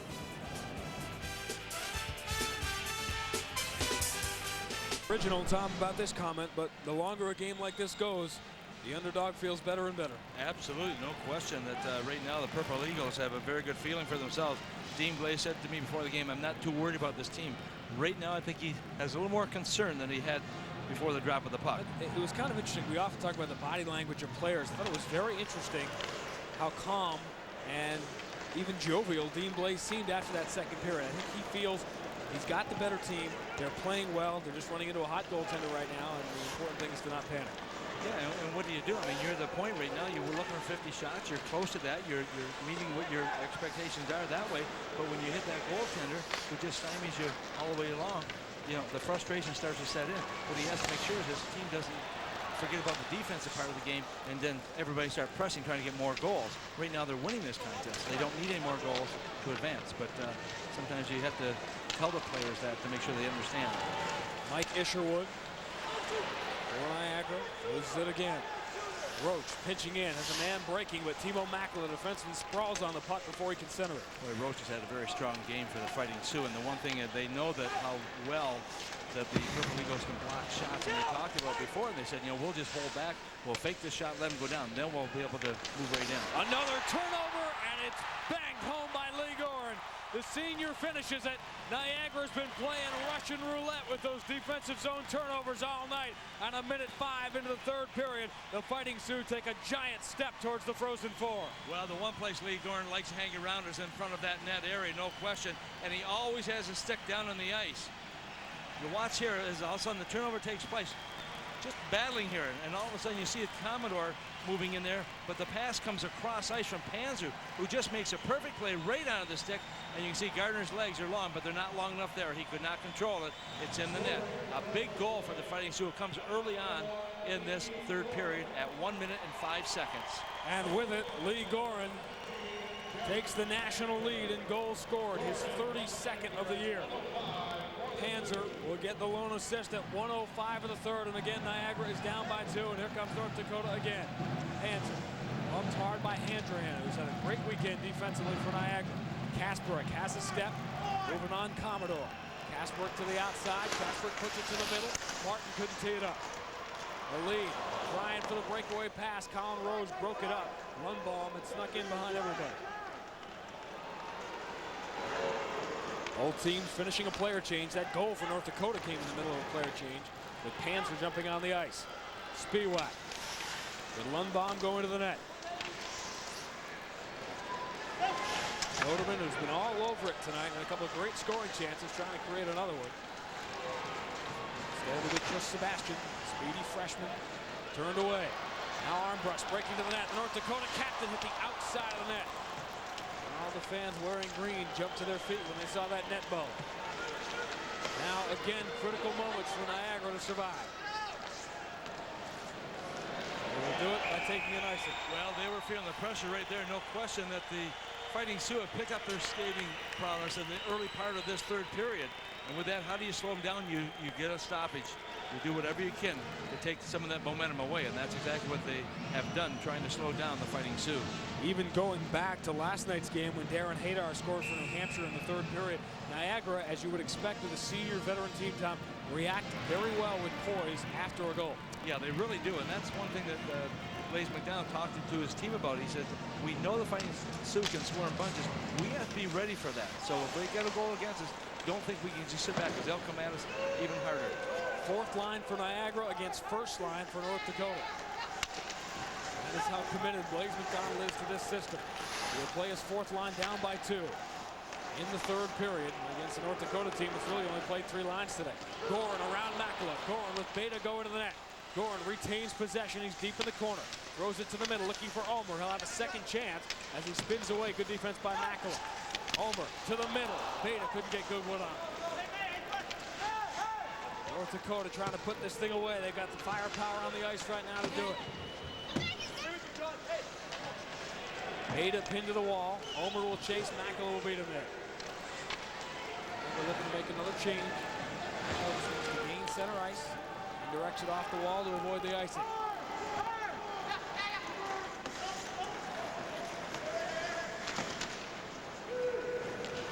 Zurich misses everybody. Should be and will be icing against the Fighting Sioux. 3:25 gone by in the third period. North Dakota has failed twice in the national quarterfinals. Will the third time be the charm? North Dakota by 2. We're back after these messages from the NCAA. shots right now, 35 to 24 in favor of the Fighting Sioux. They lead in this game by 2 goals by a score of 3 to 1.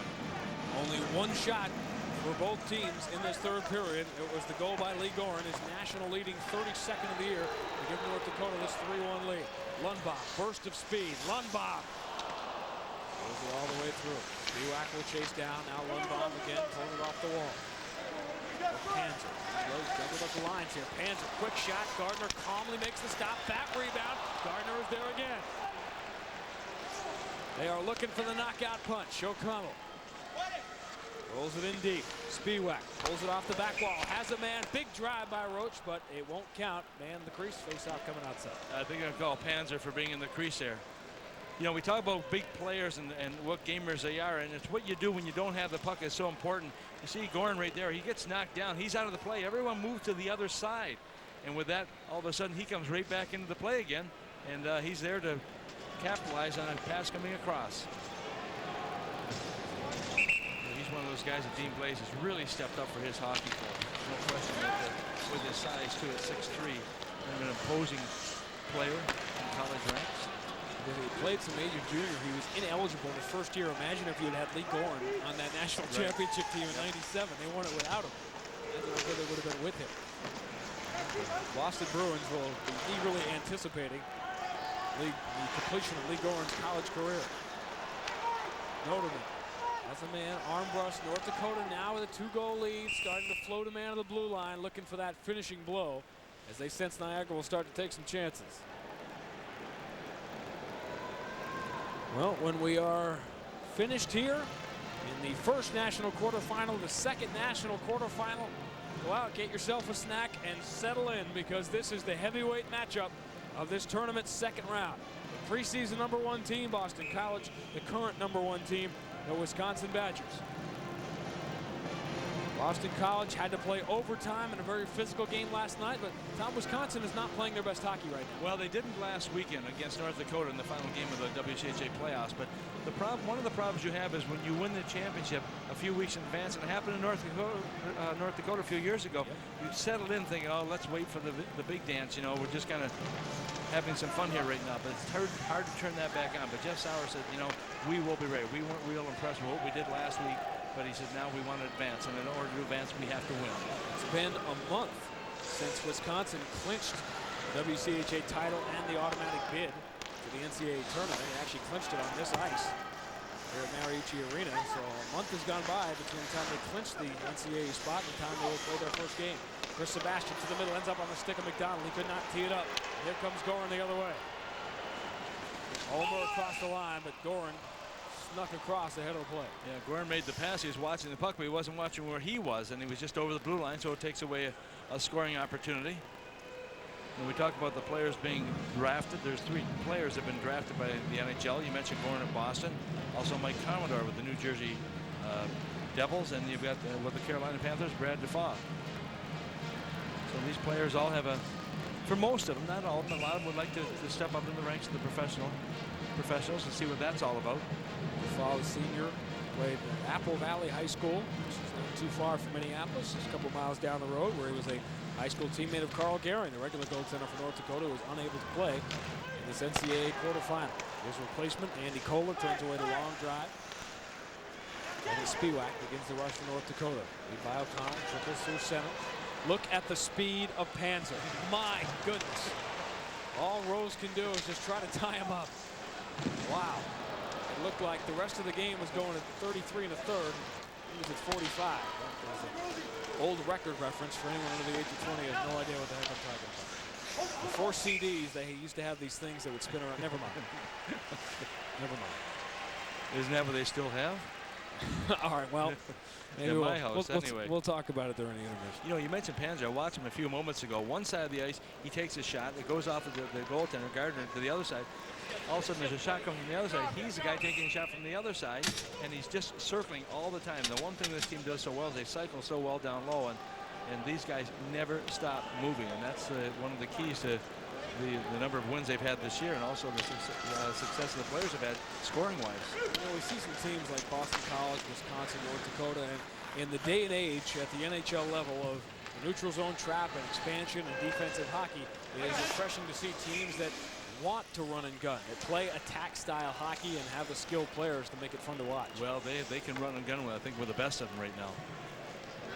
Well, we mentioned the quarterfinals will continue tomorrow at Pepsi Arena in Albany, and there still are some tickets available at the Pepsi Arena. Call 518-487-2000. Quarterfinal doubleheader is one of the best tickets you would ever want to find. Two great college hockey games with seasons on the line and a trip to Providence and the Frozen Four on the line. Boston University and St. Lawrence in the first quarterfinal in the East tomorrow, followed by Michigan and Maine. Imagine there are quite a few people after a long day's work in Albany, New York, that are huddled up, enjoying the first set of quarterfinals here in Minneapolis tonight. Isherwood overskates. Ryan Hale for North Dakota. Lead finds Defoe. Defoe has a man. Noterman, he was on his off wing. Noterman has been very close on a lot of occasions in this game to breaking it open, but has not been able to break through. Heffernan, who has the Niagara goal in this game, misses connection with everybody, icing his waved off as Mazurek is back to play. Great game for the freshman Travis Roach. His lead is for Ulmer. Ulmer has a man breaking. It is Goehring, but the nation's leading goal scorer is offside. He had number 33 and a trip to the Frozen Four on his tape. 13:27 to go in regulation. Fighting Sioux up by 2. You're watching NCAA Productions coverage of the 2000 Ice Hockey Championship. Tonight's game is brought to you by NCAAIceHockey.com. Log on for the latest hockey results, ticket information, statistics, official Frozen Four merchandise, and much more. That's NCAAIceHockey.com. You should have that website up on your computer now. Supplement your coverage. The NCAA hockey quarterfinals.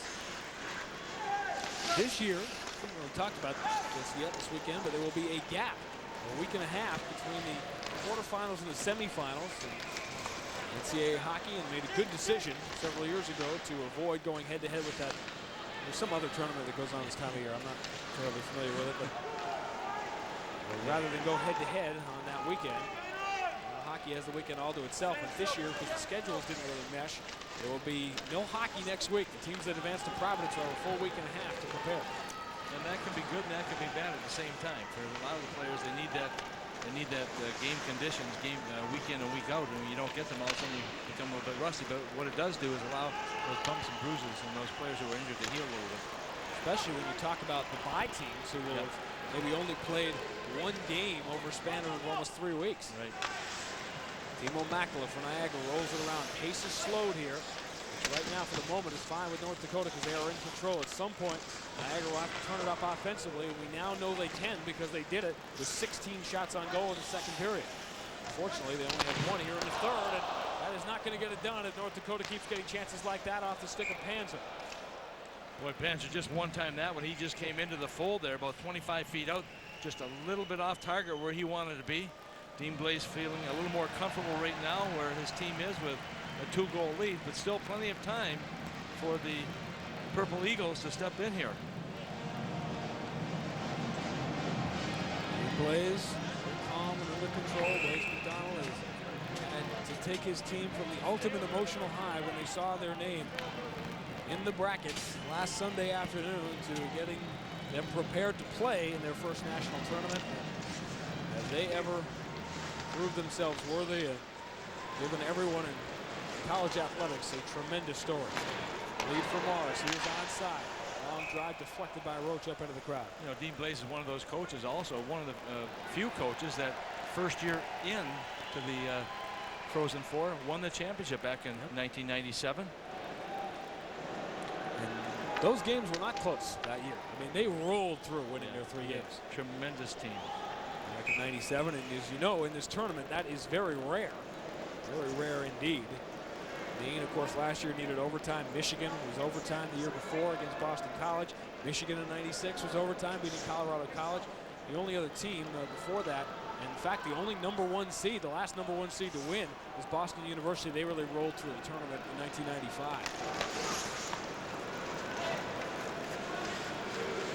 One of these teams is going to roll on to Providence, Rhode Island. In fact, the last #1 seed to win, BU won that tournament in 95. That was in Providence. Pressure on. Niagara has not quit yet. Mars, DiCaprio, John Marshall is fourth line, rating Niagara's best chance in a while. Still was not an official shot on goal, and Niagara still only has one in this third period after a 16-shot second period. And as we point out in the quarterfinals every year, the bye becomes a factor when teams have to play the previous night when you get to this third period. Isherwood, deep. Niagara is in the middle of the player change. Dakota will come out 3-on-3. There's Nolan across the line. Nolan has a man breaking. It was the fall, but he could not find him. From the red line, Bezoyan dumps it in. No icing. Commodore back for North Dakota. This would be a nice pace for Niagara and control the game if they were up 3-1. Gardner comes out of his net. First time we've seen him do that, and it almost cost him the hockey game. Boy, did it ever. And that is, as you mentioned, we have not seen the goaltenders escape from that net very often in this game. But he goes out, and as soon as he went out, he realized, uh-oh, I think I'm in trouble. And that shot came from the far side. I believe that was Beta who took the shot right along the boards. But you watch here, all of a sudden it comes out. Look where Gardner is. He's still turning. Now he's backing up. Now he falls. And it just hits the outside. And very quickly, that could have had a big implication in this hockey game. Yikes. Gardner stopped 68 of 72 shots this weekend. Not very good at skating backwards. Oh, I think he'd like that one erased. Work on that. Erased from the highlight feed. He's looked like Superman all weekend, and we just found his kryptonite. Timo Makala for the Purple Eagles.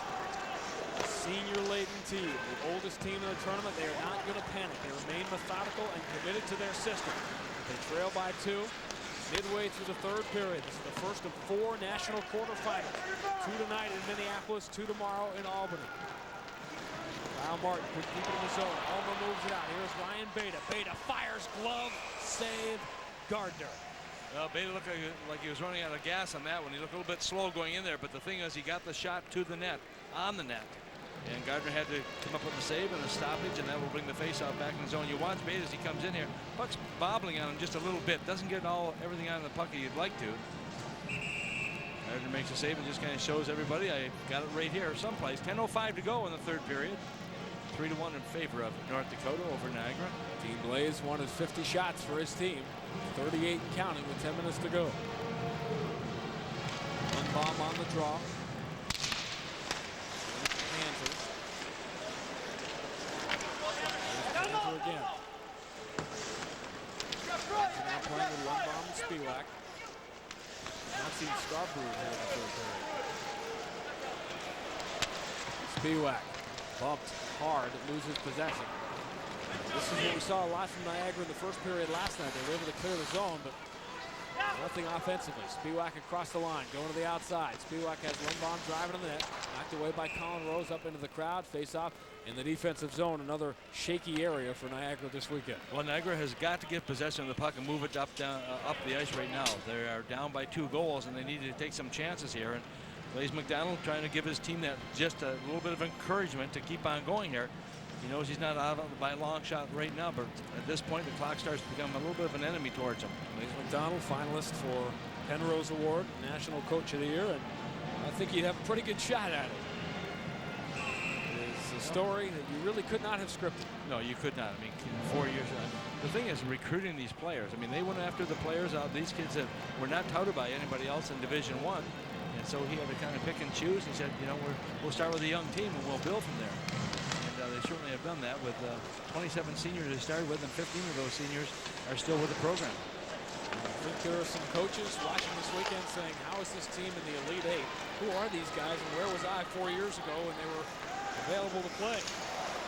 Timo Makala leaves it down low. Now McKenzie in the corner. For Savonin, 2 goals in the game last night against New Hampshire.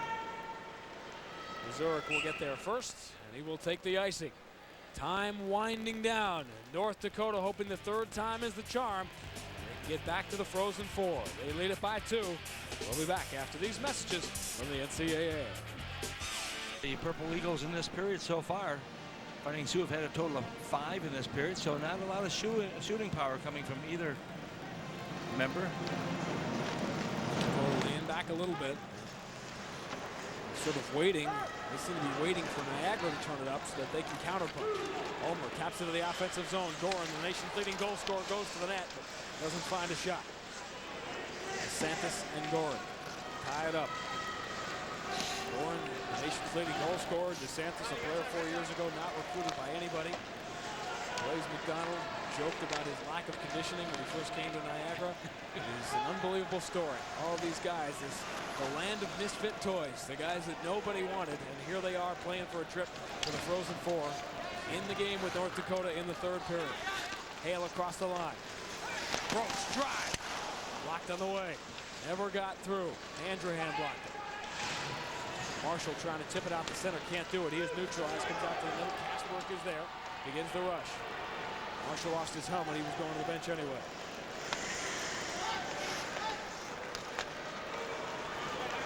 Ryan Hale, one of these talented North Dakota freshmen. Through center ice.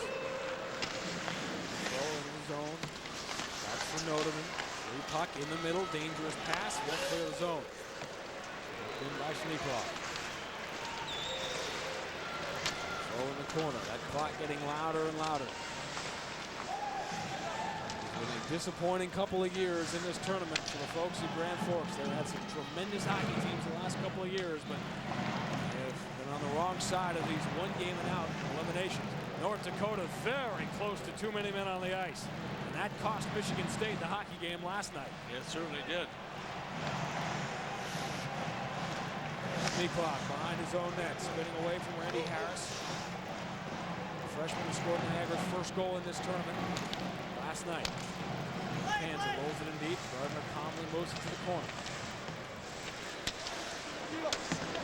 Kansas knocks it down. Timo Makela, Niagara defenseman, is spilled. Chris McKenzie picks him up. About the experience and the age on this team, Chris McKenzie, 25 years old. Randy Harris, the freshman, another turnover. Panzer sends a man in. Spiewak, poke check away, smoothest up by Gardner. Niagara comes out 2-on-2. Long drive by Sebastian. Save made by Andy Kollar, who has not been tested at all. It was just the second shot for Niagara in the third. 2-on-1. Panzer with Spiewak. Panzer, Spiewak, score! Kevin Spiewak and the Fighting Sioux take another giant step towards Rhode Island. It's 4-1. Well, once again, Panzer comes right into the fold here as he makes the perfect pass with a good speed. And when you take chances, as Niagara did there, they got trapped here a little bit. Odd man rush pays big dividends for the Fighting Sioux. There's a pass across, and look at the room he has right there. No question, he just slugs away at that one to put it in. Kevin Spiewak, the freshman forward out of Illinois, scores a big goal for the Fighting Sioux. The assist will go to number 17, Jeff Panzer, once again. And the other to Brian Lundbohm, who started to play back deep. Not much question about the player of the game right now. Jeff Panzer, his third assist. On the 7th goal of the year for Spiewak. And now Niagara is in a world of hurt.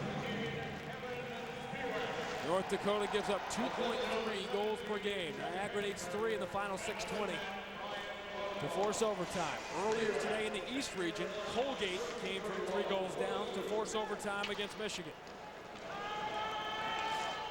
Icing against North Dakota. It will begin with a face-off for Niagara in the offensive zone with 6:08 to go. For college hockey fans, I want you to grab a pen or pencil and write down some important phone numbers. You want to be a part. You see a sellout crowd at Mariucci Arena tonight. They want to be a part of the NCAA hockey tournament, the greatest show on earth. Next year, the East Regional returns to the Worcester Centrum, where many of this tournament's great games of the past decade have been played.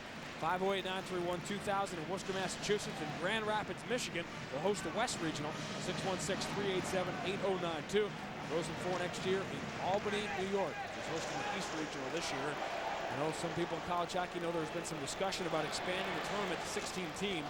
Even if the tournament does go to 16 next year, which the possibility is becoming less and less likely, those sites will host the region.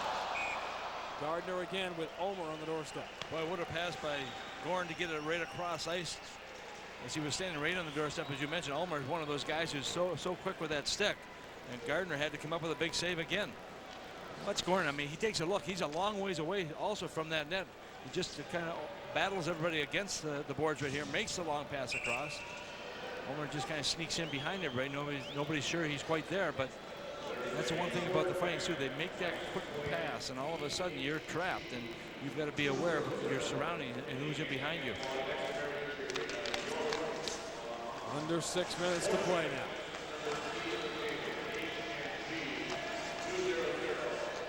North Dakota playing great hockey. They won the Final 5 in the WCHH Championship tournament. As Gardner, the goaltender, who we already established earlier, has trouble skating backwards, just tripped over the goalpost. Yeah, I watched him in the first period. He had trouble with a strap or something, and he was tucking it away a little bit. I don't know if that was the cause for that one right there, but he's gone down a couple of times since then in this period. Well, we've finally shown that he's human. Here we go. Well, he is, right? And it's a two-step. Well, I've been there before. I'll bet you have. Many times. It is amazing. I've done it where you like to just crawl underneath one of those face-off dots and pull it over. You have no place to hide.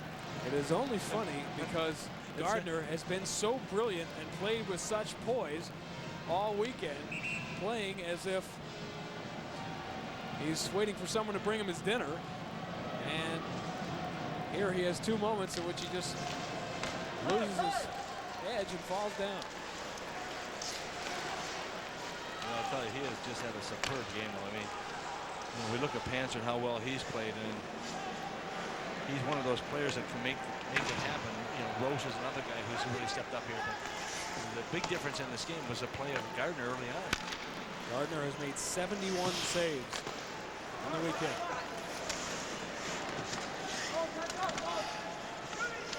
Probably be, I imagine, in fact, there's probably not much question about it, Gardner will be the all-region goaltender of this West Regional here in the year 2000.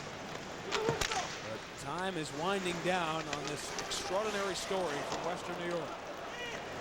Chris McKenzie tied up, penalty call. Aaron that one takes the poke back at the fall. With 4:39 to go, Niagara will get a last gasp to jump back in the game. On the power play, they trail by 3. They need one, and they need it soon. You're watching NCAA Productions coverage of the 2000 Ice Hockey Championship. Off the face-off, North Dakota will clear. This is a Niagara power play. They are 1 for 2 tonight, 1 for 4 on the weekend. They need one and need it relatively quickly. Put some pressure on the Fighting Sioux. One bomb. This pass picked up. Andrehan fires it in, and here comes Niagara. Santos back to Colin Rose, and his pass, he pulled it a little bit. Niagara will have to reset. Santos, one of the many seniors on this team. 13 of them in this game tonight. O'Connell, the senior for North Dakota, will clear. You know, you mentioned DeSantis when he first came in the program. He is a little bit out of shape, as you mentioned. 235 pounds, I think. Just a little. And right now he's down to 190 pounds. He's one of those players that played in the junior leagues, played in Fort Erie, Ontario for the Meteors. Turnover, gambling, Spiewak, short-handed. Gardner got a piece. He got enough of it. Penalty coming up on Niagara. Well, maybe a slashing call. I'm not quite sure, but I think that's what happened right at the center ice area. And that will take away the opportunity they had on the power play as Rose heads to the penalty box with just 3:34 to go in the third period. It is on Colin Rose. Yep. One more look. Officials very good at calling those two-handers. We saw it last night. And there's another one. You could see the slash coming. That's a little bit tight right there. Hitting on sneak cloth.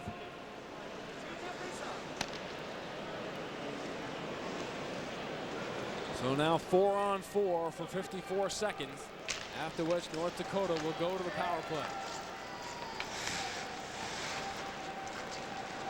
Niagara University, 4 years ago, when these seniors entered school, they were the pioneers. There had been no program there before them. McKenzie has a man. Silvonen point blank, and Kollar saves his best for last. Here comes Spiewak with the open ice in the 4-on-4. Spiewak run to the wall. And that may have been Niagara's final chance to jump in the game.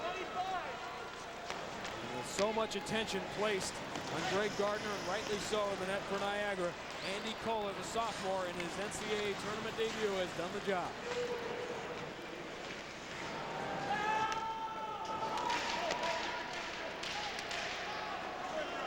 Schneekloff for the Sioux. Ball returns to the ice. North Dakota power play, and the curtain is closing on this extraordinary story in college athletics. DeSantis send it down the distance.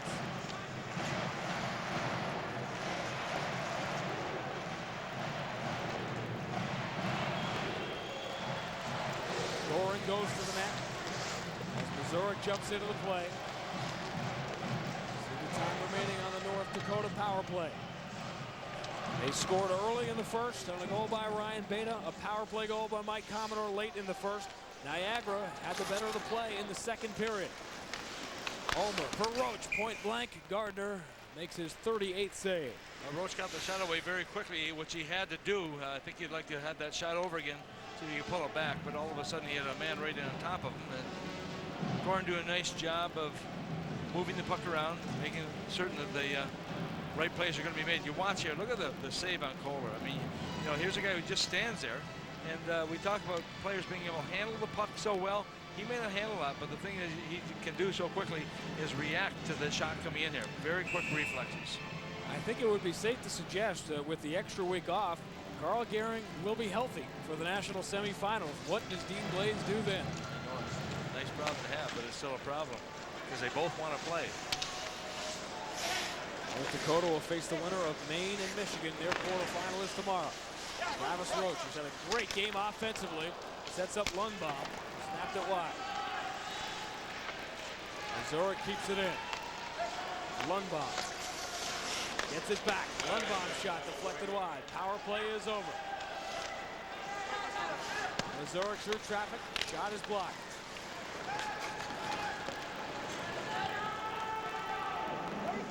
Four years ago, as we said, there was no program in Niagara. 2 years ago, they were still playing some conference games outdoors. They began this year with only the slimmest of hopes to make the NCAA tournament. Sebastian was turned away at the line. They knew they would have to win near 30 games, and they did. Notably, they had a save made by Gardner. This puck gobbled up by Armbrust, the North Dakota captain. They qualified by winning their conference tournament. They won enough games outside of the conference to earn the bid. Stunned New Hampshire last night in the first round to earn this trip. But the clock is about to strike midnight. A senior class for Niagara University that will never, ever be forgotten. From zero to the Elite Eight in 4 short years. Defense to the end by Schneekloff. I'll guarantee you, this is the team that, as you mentioned, will remember this for a long time. And what a great tribute it's been to the program here in that length of time. And Blaze McDonald should be congratulated for what he's done. And now the toughest part is repeating it for next year. Across the line comes Nordeman. One final chance. It is deflected up and bounces free. For the last 2 years, the North Dakota Fighting Sioux have been upset in the quarterfinals. The third time is the charm. North Dakota is headed to Providence.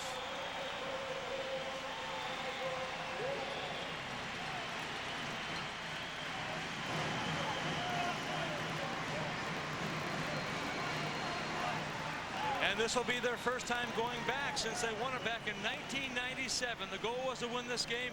Dean Blaze has done that. He wanted 50 shots. He didn't get that. He got 43, but that's pretty close anyway. But the most important thing to him right now is that he gets a chance to enjoy the victory of this hockey game against a team, I think, after 2 periods, he was a little suspect that was going to happen. All year long, North Dakota was sort of lying in the weeds. Wisconsin got all the attention. North Dakota knew they had a team that could win a national championship. Now they will get a chance to prove it in 2 weeks at the Frozen Four in Providence, Rhode Island. A valiant effort falls short tonight by Niagara University. North Dakota is going to Providence. They win it 4-1.